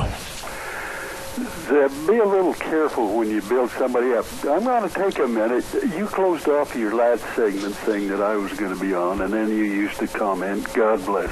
I want you to know, Zeb, how much I feel like I have been blessed. The 80 years that I've had the privilege of living here in Magic Valley, except the 2 years in the military, I have been so blessed to live in this community and so many great people touch bases with. I totally agree. You know that. I agree. Audience, that I'm so blessed. Now, should we get back to what we want to talk about? Well, yeah, but I think kudos to you. I mean, I've never met anybody in my life that's more amenable and willing to help people. And that's why when the governor made the overtures to you to be on the state water board, you said, "Yes, sir, I'm retired from being a representative, but I'll serve." And I just guess I'll ask you this, Bert. With all that snow we had about a week and a half ago, 9.5 inches here, 14 inches, 21 inches around other parts. How did that help the water situation? Zeb, anytime we get water, now there was some people that run them out of the field for a week or so, but any moisture we get, you remember last year at this time, people were irrigating. That was using up our water supply that we have in the reservoirs. Mm-hmm. We've done really well. The canal companies have just now started to fill their systems. I think most of them plan to have water available to their patrons about the 15th of April. And this is kind of a normal thing. We've had some really good success this year, or at least I feel like we've had some success. Let me give you some numbers, Seb, or your people. And we've below Minidoka Dam, we have recharged this year about 66,500 acre-feet of water. And that's been a real blessing to us.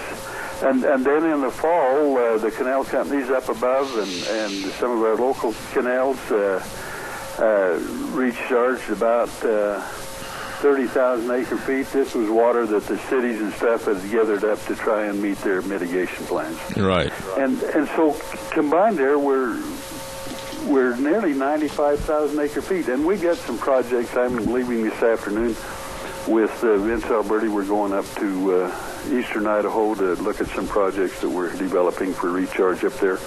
Up there, it's when water's available. Below Minidoka, it's we always have at least 500 CSF that we can recharge with all winter. Let me ask you this, Bert, and let's go back to the legislative session. Let's go back to all the haranguing that took place over various water issues. Let's go back even further to last fall, that we were very concerned about whether we'd have a good irrigation system and season or not this year. I mean, basically, where are we as compared to where you as an expert think we should be? Well, we're making progress. The problem we've got is that we've been pumping more out of the aquifer than's been being put in, and you can only take money out of the bank so long until the banker's going to call and say your account's closed, and so that's kind of where we are now. I want to tell you that the legislature this past year and the year before has done a tremendous job of giving us the money that it takes. We should have been doing this 15 years ago. We'd have had these recharge sites in place, and the aquifer wouldn't have been as low. The aquifer's down as low now as about it was 1912, and then all of those years we irrigated here and recharged it, and now we're back down to about the 1912 levels. We've got to stabilize that, or part of this community will be out of business, and will it be you or me? You know, Bert, let me ask you this question, and it's not really a question from me, but it's I've received quite a few letters of people that are new to the area. They're from the Midwest, or they came from another part of the United States, and they're not familiar with the terminology recharge. And they asked me the next time I had you on the air to explain exactly what recharge means and what it does. The state of Idaho has a tremendous amount of water, Zeb, that flows out of the state into the Pacific Ocean. What we're doing with recharge water is at a time when it's not being used, or our canals are not being used for irrigation or other things, there are sites that you can turn the water out and it'll just filter down into the aquifer and build that up.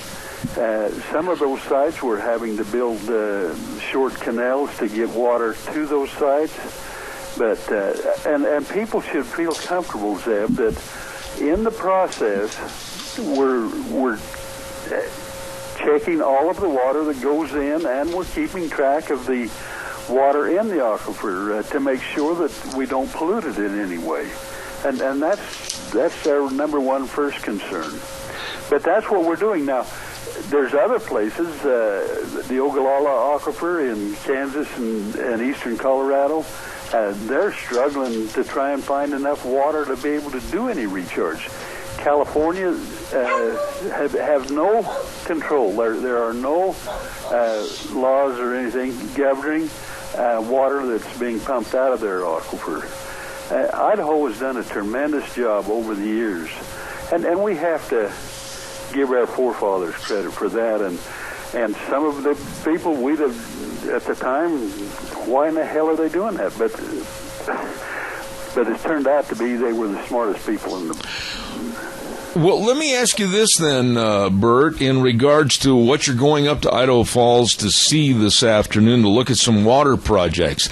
I would imagine that no matter what people do that are really interested in conserving water for not only the municipalities but also for agriculture, there are always the negatives, the no-nos that are going to say, no, you can't do this, no, you can't do that. How big a problem are the no-nos when it comes to coming up with these water projects? Well, Zeb, I'd have to be really kind because there's a lot of our good friends that are fish and game people. But it's the Conservation League and some of those, they'd rather see that water go down the river for the fish. And we try to work with them and make sure that there are some of those. But there are some of those. But I can tell you most of the farmers in the Magic Valley here or the Eastern Snake Plain Aquifer here realize the problem is, and most of them are working to help their neighbors who might have junior water rights survive and the others. I'm just really pleased. I can't give enough kudos to Steve Bear and Scott Bedke for spending the amount of days meeting with the Surface Water Coalition and the pumpers to work out an agreement that the pumpers will pump less and the surface water people will make available some of their facilities to recharge with. People are working together, and I'm glad to see this happen, Sid. You know, one of the things, I'm glad you brought it up a moment ago, because with your expertise, you can help me. I have had many, many people call me, some of which moved in here from Indiana. Some have moved in from parts of the Southeast, and they've said, wait a minute, what good does a fish flush do in the Columbia River? When you add maybe a half an inch or an inch of water to that river, the fish, come on, they don't buy into this any more than I do. Really, what are your thoughts about adding more water for a fish flush? Zeb, in 1973, when they introduced the ESA, Endangered Species Act, I was on the tractor and says, that'll never happen. They'll never do that. And here we are now. Those in black robes say how much water we have to send down the river to make the fish go out. Some years they come back, some years they don't. The studies that I've seen, and I've looked at a lot of them, the biggest contributor to whether fish come back or don't come back depends on the ocean conditions. And that's where we're at. Absolutely. Now, on these water projects up in eastern Idaho, Idaho Falls, etc., are these all projects that are funded by the state of Idaho, or are they funded by private concerns? A combination, Zeb. In the canal companies, where they have to make changes to their systems, then we finance that or part of it. If it's to enhance or to make their system so that it's better for them, we sometimes loan them some money and they'll pay it back over some time. In all of it, when we recharge and use an existing canal company or irrigation district, we compensate those people for the time that their labor has, and it isn't a big amount, but it will allow them to go. All right, we have a caller with a question. Go ahead, caller. You're on the air. Thank you. Yeah, Bert, I was just wondering, where's the snowpack at this year, both here and in the Upper Snake? We're about at the normal, the upper here and the Wood River Valley. We're in better shape than we normally are. If we get above up toward Island Park and up in that area, we're about where a normal year, much better than last year.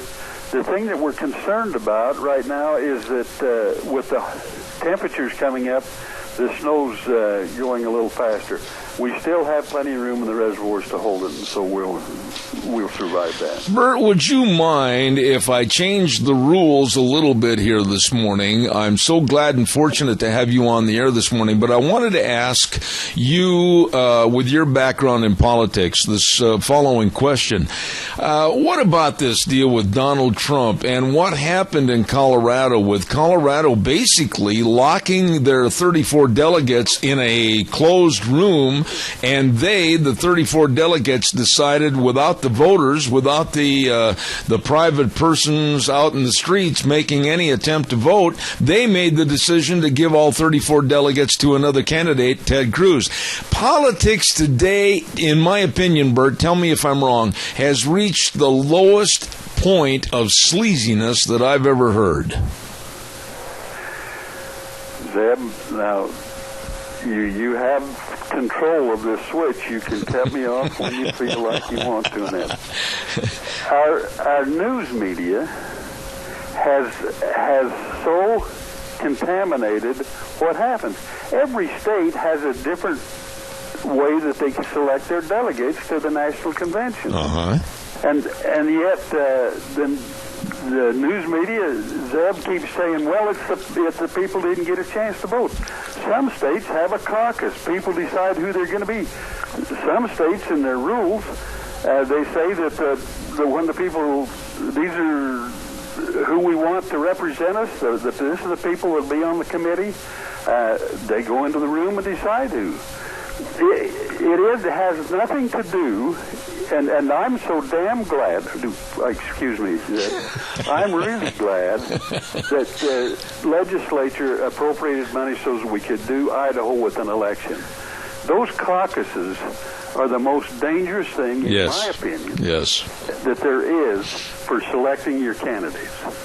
That being said, though, Bert, let's talk about the complexion or the personality of politics today. I don't care who you are, what side of the aisle you're on, Democrat or Republican. Really, there's not much to be proud of today with the individuals that are running and how they are running their campaign. How would you respond to that? Well, and Zeb, I would agree with you on that, 100%. But by the same token, Zeb, I blame a good share of this onto our media, both television and radio, because who do they give all of the time to? People that are using the most vulgar language or whatever. That's true. Or they give the time, if there's a controversy on, they spend all the time there, never allowing some of our other candidates to talk about the real issues. From my perspective, some of the candidates that were washed out early on would have made way better presidents than the people we've got. I agree with you. But now, here we are before the New York primary, and interestingly enough, Hillary has lost 7 of the last 8 state primaries to a communist/socialist Bernie Sanders. Now, please, tell me, did you ever think that would happen in your lifetime? Well, Zeb, let me tell you something else that just baffles me as I watch some of this stuff. Yes, I shouldn't. I ought to spend more time solving real problems and helping real people instead of watching the news at night. But look at the people that Sanders, the crowd that's there. Yes. And what has he promised them? Free education, free food, and you won't have to pay back your student loans. Right. Now, you remember years and years ago there was a cartoon out that the little girl won the election in the 3rd grade, and when they asked her how she did it, she says, well, my dad's going to buy all of them an ice cream cone. Yeah. And that's where we're at. You know, when you say that about Bernie Sanders, and I've commented on my radio program many, many times over the last month and a half, 2 months about that situation. The millennial bracket, if you will, that supports him, I don't want to work, I want to live off mom and dad, I want to live in the house and get their insurance coverage, I want to live in the basement, I'm going to get free college tuition. What in the world is going on with that generation for any kind of a work ethic for the future, Bert? I'm really concerned. Well, Zeb, I would agree to you. I'm having real concern. Look at our own valley right here, Magic Valley. The number of our unemployment. There's two things that happen to people. The reason that they can't get a job. Some of them can't pass the drug test, and that's an unfortunate thing that they require to have it that they shouldn't have. But some of them are not going to take the jobs that are out there. I'm involved with the Chamber of Commerce, as you're aware of, and involved there, we hear of people that want employees. They'd like to bring businesses in. They'd like to expand, but they're not. Why do we invest the money when we can't get the labor force? That is true, and we're training our youth. That we're only going to pick jobs where I don't have to get my hands dirty, and I only have to work as many hours. Can you believe that you'd have lived when a time that they said that you're going to get 6 weeks off for maternity, both man and woman? I can't believe it. You're going to get your full pay instead of 55% that the law said you could. Yeah. But then on the other side of that coin, earlier this morning we had a story about a business that's being told who they can hire, who they can't hire, and what they can wear, and no rules, no regulations. When did the government come into private enterprise like they are now, Bert? It's nothing more than government control, and that's not right. Well, I agree with you on that 100%, Zeb. Their budget, the amount of budgets that the federal government and the states, they're no different. The states fall into those same traps of, well, people come in and they want a lot of this. We want so much for a minimum wage and these kind of things. Minimum wage is what people will get paid for what they do. Right. Exactly. And if you can't get people, you'll up the raises. The agriculture, we get blamed for it, Zeb. But I can tell you that there's very few jobs in agriculture now that are earning less than $10 an hour. That's right. You know, Bert, time goes too fast. I wished we could spend the next half hour too, but I got another guest coming on, and I just want to say thank you from the bottom of my heart for taking the time to come on the program this morning. Former State Representative Bert Stevenson, God bless you, my dear friend, and thanks for your time this morning. Thanks, Zeb, and I hope I've not offended you with my political views, because if I were right, I'd be king instead of Stevenson. You are never, ever going to offend me, my friend. Thank you so much. I appreciate it. Say hello to your lovely wife for us. Will do. Thank you, sir. I think the world of that man. He has been a great friend not only to Deanne and I, but also to the entire state of Idaho. Thank you very much. Bert Stevenson, former state representative, now on the water board, doing a great job. Hey, don't forget on Thursdays we have a segment called Cassia County School Days, and it's sponsored by two wonderful different businesses.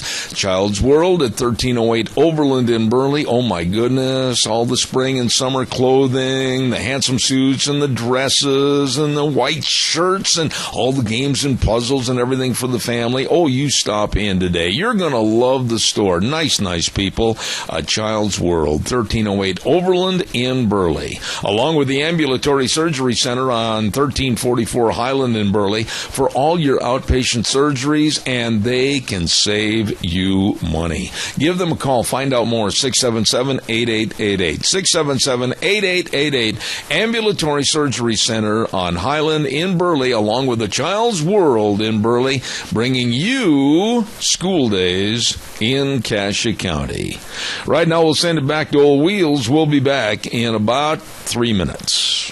And now, back to Zeb at the Ranch on AM 1210. 530 KBAR. To reach Zeb, call 436-2244 or toll free 1-866-927-4587. And now, here is Zeb Bell. Oh, thank you very much, and welcome back on a beautiful Monday morning. Good morning to you. Don't forget Ramsey Heating and Electric offering rebates on qualified Lennox home comfort systems, gas furnaces, air conditioners, heat pumps. You and your family will enjoy the comfort. Call them today at 678-0459. Ramsey Heating and Electric and Lennox, saving you money.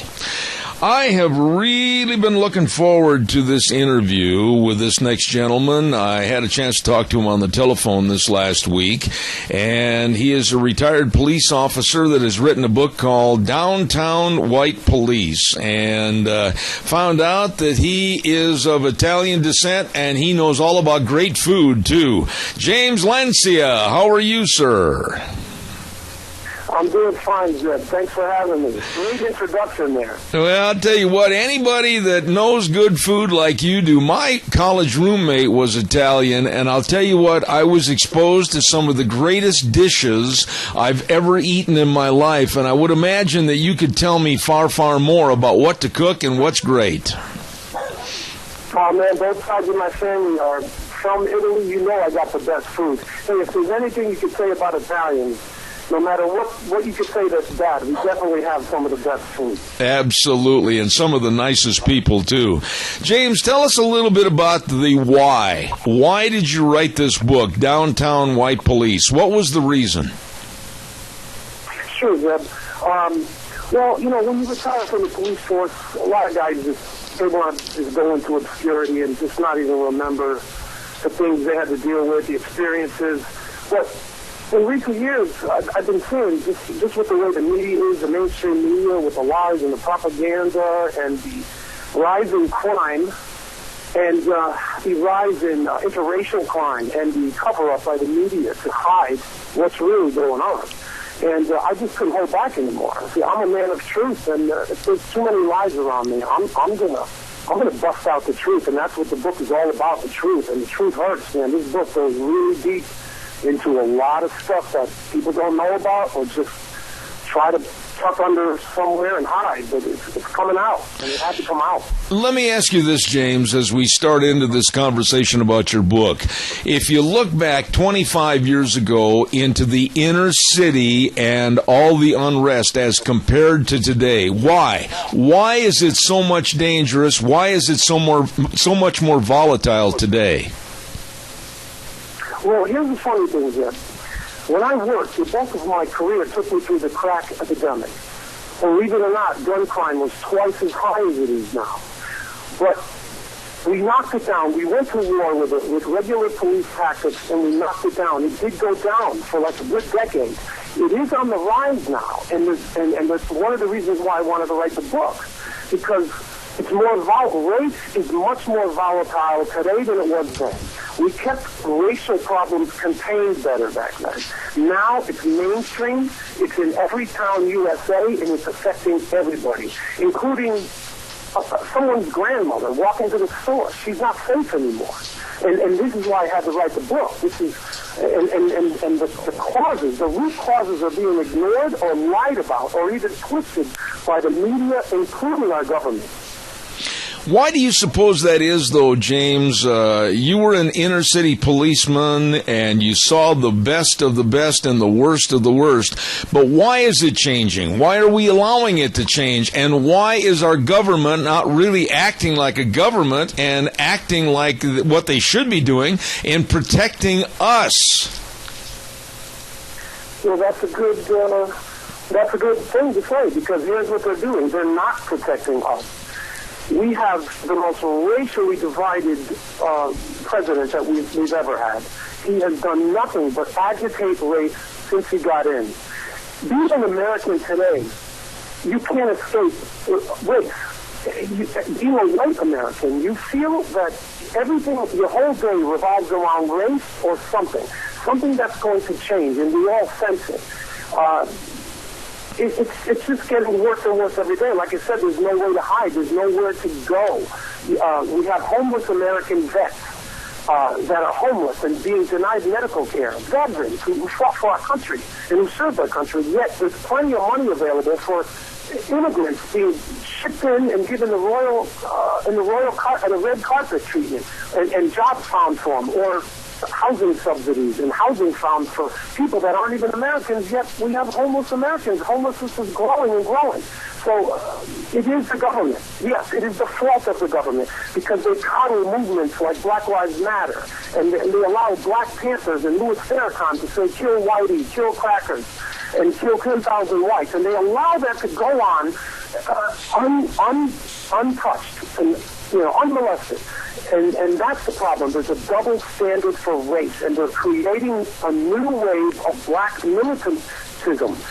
Well, you even saw it at the Super Bowl with those idiots prancing around like Black Panthers in the middle of a football game, the Super Bowl. And they can't even give you a break in the Super Bowl to forget about racial problems that they've created. That's why I had to write the book, you know? You know, James, with your expertise and your insight as a police officer and being basically, quote, up on the front lines, is this a plot? Is this an insidious plot by big government to basically let all hell break loose and then come in with a militarized government police force? Is that basically the bottom line?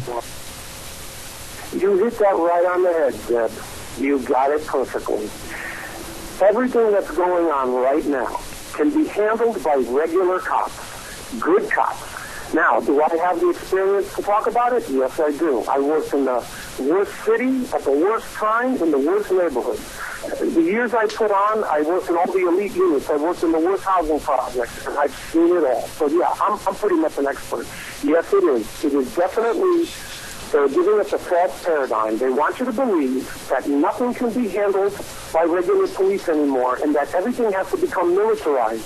And they want to subjugate the whole U.S. population as all equal to thugs today. Instead of separating the thugs and the lawbreakers from the good people, the good citizens, they're putting us all into the same boat. A militarized, federalized police department will treat everybody like that. And you could see how heavy-handed they are with the Lavoie Finicum shooting not too far from you guys. That was a heavy-handed, outright military operations, political police action. You know, James, what about that's what we're looking for in the future. That'll be almost how every motor vehicle stop is going to be made in the future. Oh my goodness. What about the policemen themselves? Now, I'm going to say something and you can correct me if you wish, but I very seldom ever use the word cops, and I'll tell you why. I think it's almost a sign of disrespect. You are a retired police officer that tried to do the best for the community and tried to do the best for society, and I try to always talk about police officers with the utmost respect. But going back to the original concept, what are they thinking about all this? What are your comrades in arms thinking about what's going on in this country right now? Well, that's another good question. I also wrote the book because I am pro-law enforcement. I am pro-good law enforcement. And so is everybody else in this country because they know we need it. And there are a lot of good guys out there, but they're being silenced. And what are they thinking? They're thinking the exact same thing, but they can't say it. The political correct stranglehold on America is also in police departments. They're fearful of losing their jobs. They're fearful of repercussions. Of being labeled racist, which of course it has nothing to do with that. So they think the same way, and they've been very approving of my book because I point out the bad and the good. And has to be taken seriously as a law enforcement officer. You have to point out the bad so you can correct it. Now, I'm not talking about when cops make mistakes, when they have to make split-second decisions. I'm talking about these police actions, the use of SWAT. Use of SWAT, believe it or not, is about 80 to 100,000 times a year, and only 7% of the times they use these heavy-handed SWAT tactics are for barricaded suspects or, something really dangerous. The rest are for evictions and warrant service and small drug deals. It's absolutely unwarranted. And yes, good cops don't like that. Good cops don't like seeing cops wearing ski masks and helmets and having some specialized unit to handle stuff that cops handled on their own, especially when I was a cop. I did hundreds of raids with the FBI, ATF, and DEA, as well as other departments. And we did those raids without these militarized tactics. We always got our man, and we always brought him in alive. James, part of the cheat sheet that you sent me regarding some of the questions and some of the topics we could talk about your book, Downtown White Police, you talk about political correctness, placing people in danger. Let me just say that on this program, I refuse to be politically correct. I won't abide by any of it. I believe in saying what's on your mind and letting it go. How is political correctness really hurting us as Americans? Okay, there are so many facets of why political correctness is destroying us, but I will give you one easy one to see. The violent crime committed by just the black on white crime that America does not even know about because it's never, ever put in the mainstream media. It is such a rampant problem right now. If you don't know where the danger is and where it originates, you can't avoid it or you can't protect yourself from it. So we're given this false idea that blacks, when it comes to Black Lives Matter, that cops are out to gun down black youth, which can be not farther from the truth. I go, so what's happening is cops are not shooting blacks down in high numbers. They're just engaging violent crime when it engages them. And it happens to be more blacks because blacks are more violent. Those are the statistics. So what they're not showing you on the mainstream, and I think is why things are so dangerous, is because, first of all, political correctness restricts police officers from telling you the truth and telling you the truth about crime, which can actually protect you. It restricts politicians from telling you the truth, and whenever the truth is not spoken, people are in danger. And again, when it comes to crime, I'll just use the black and white crime right now because it is so rampant. If you don't know the truth about it, you will become a victim eventually. I mean, just the fact that you have something called a knockout game, where over 80-year-old women are knocked out and sometimes killed when they're just walking to the store, or the black on elderly rape that people do not know anything about, the horrendous black on white vicious crimes that is way out of proportion to their numbers. That's how it hurts Americans, and there's so much more I can go into. I know you're limited in your time, but I'm glad to hear you, as an American, not being allowed to be held back from your right to free speech. And that's what it is. It's an assault on free speech. Well, I'm never going to back up on that. As long as I'm on the air, I'm going to be very unpolitically correct. But I want to ask you something that is also an adjacent issue to this, James, and that is a diminishment of our Second Amendment by this current administration, and also, God help us, if Hillary becomes president, she wants to basically diminish the Second Amendment even further, possibly to take over an Australian gun confiscation, gun control act in this country. As a former police officer, what are your thoughts about our Second Amendment and how politicians are trying to take it away? Our Second Amendment is one of the most important rights that we have as Americans. It's what separates us from everybody else. I defend the Second Amendment along with other good Americans to the end. We have to maintain the Second Amendment. They want to take away the guns because guns in the hands of good people keep them from becoming worse than they are. That's why they want to do a gun grab, and they are trying it. And that's what they're going to use militarized police forces for. They're going to do it with those guys, okay? And then they'll do it with the UN because they've already passed that Strong Cities Network. Or Loretta Lynch passed it in September of last year, where the UN troops can be used on American soil to take guns away if they feel they need them. So there's a lot of things Americans aren't aware of or are not shocked enough about. And I'm going to tell you something. As a cop, gun violence was way worse okay, during the time I worked, right?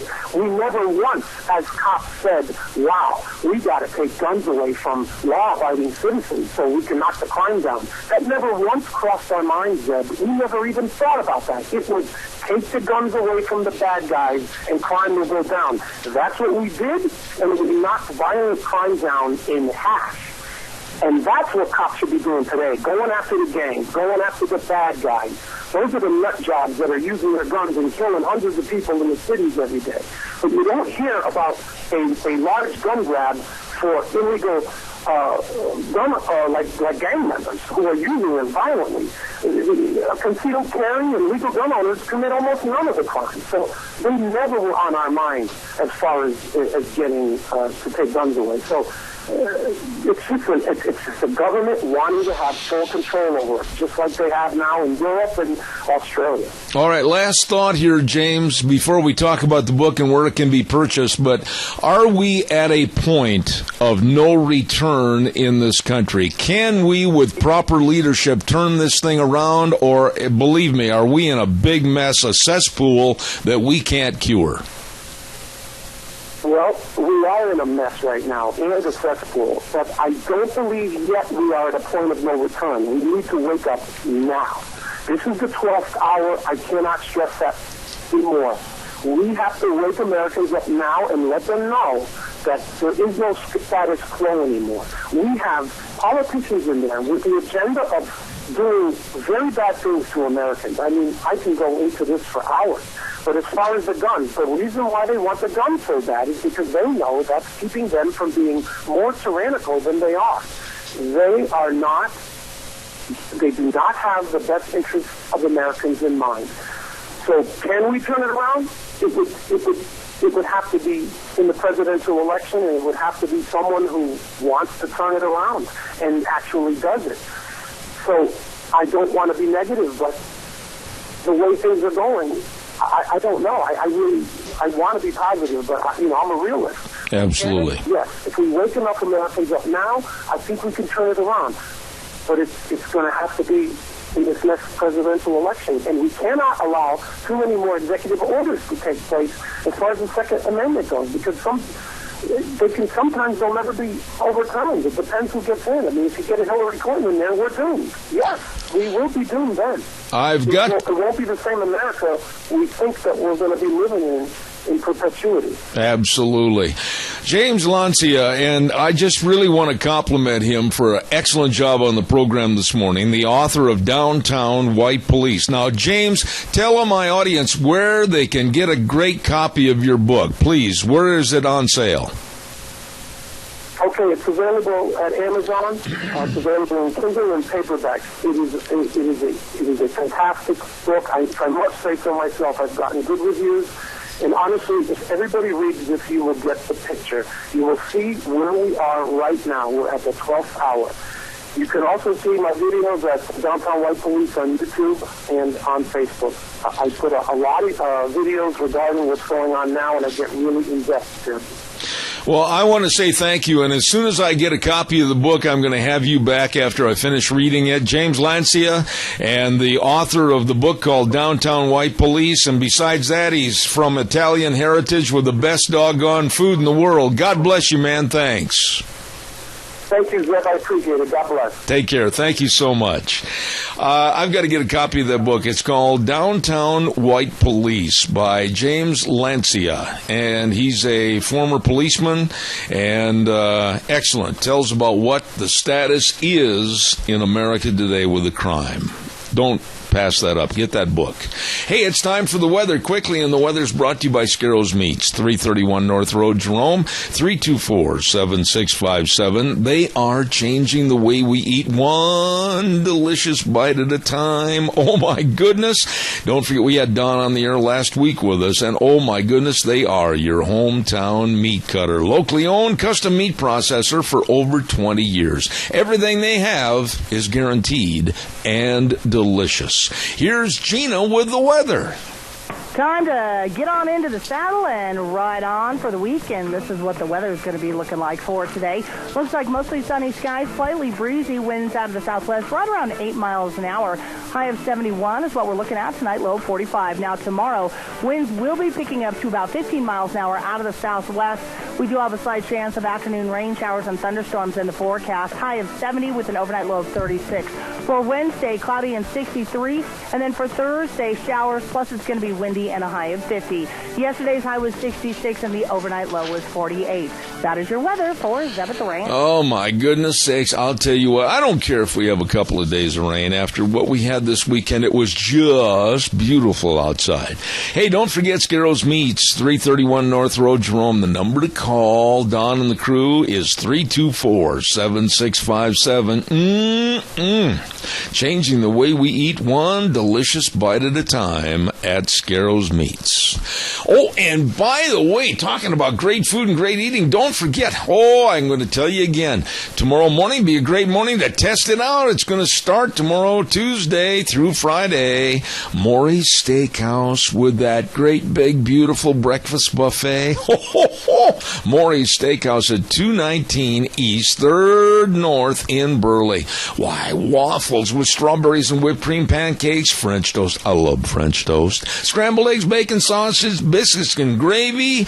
Grits. Now, a lot of people say grits. I love grits. Oh, my, with brown sugar on it. Oh, you're going to love it. It's a delicious breakfast buffet, 7 a.m. tomorrow morning till 10, Tuesday through Friday. Buffet at breakfast. Delicious. Maury's Steakhouse, 219 East, 3rd North in Burley. You be there. Holy cow, I got time for a telephone call. Give me a jingle. Come on, please. Love to hear from you. Don't weaken on me. Come on now. We had earlier a little trouble with the phone lines, but we've got, I think it's a little better, I hope. So give us a call, 436-2244, 1-866-927-4587. I was trying to see what we didn't talk about in the first part of our program this morning. I talked to you about, poor Jordan Spieth.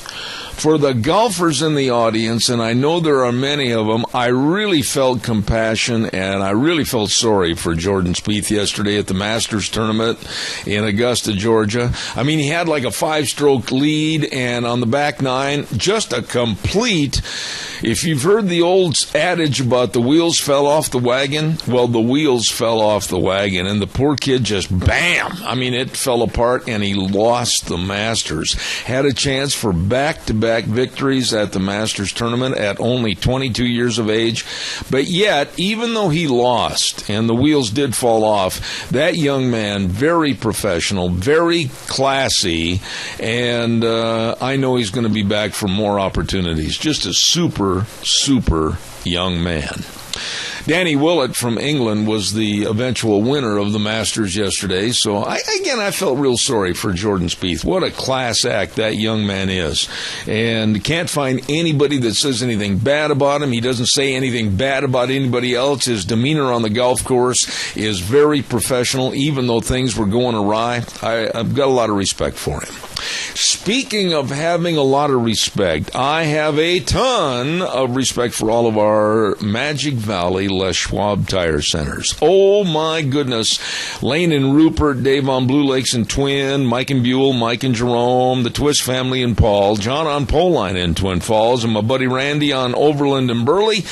Spring tire sale. They've got all your tires, and they're waiting for you to come on in. Come on in. Check out all the tires, like the Ultra Z900. Ooh, now that is quite a tire. All-season design and up to an 80,000-mile warranty, depending on how you drive. Oh, my goodness. You better check it out today. Along with all the brake service, front-end alignment, shocks and struts, batteries. Why, they've got batteries for every need. And above all, the service. I mean, they take care of you. They come out the door at high-low. May we help you at your Magic Valley Les Schwab Tire Centers. You stop in and see them today. Caller, I've got about 30 seconds. Real fast. Go ahead. Well, Zeb, the other day it was snowing and I was in Pocatello and I went to a tire store, but it wasn't, and it was just the difference between going over and seeing Randy and Burley or Max or Mitch and Bo over in Paul, it's just no comparison.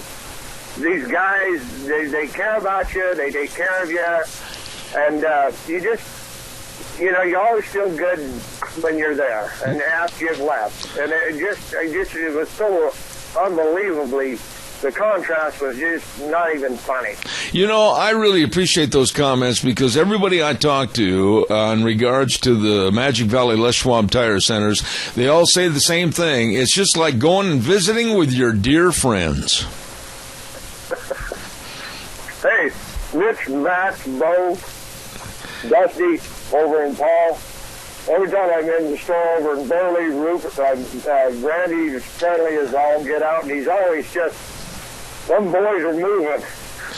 Well, and Randy and I got a little bit of a tussle going on between us, between his being the team. He picked the Seattle Seahawks, and I'm a Green Bay Packer fan, and I think it's going to get ugly this next fall. I'll tell you why later. Hey, I got to run, but Randy, appreciate those good remarks. Thank you very much. God bless. I got to get out of here. Tomorrow morning on the program, Frosty Woldridge, and we're going to have the Relay for Life people on. Also, Mike Crapo is scheduled to call in, along with other guest, Dr. History. Woo-hoo, big day tomorrow. God bless you. Wheels, take it away, buddy. I'll see you tomorrow morning at 8:06. The way things were, the way things ought to be.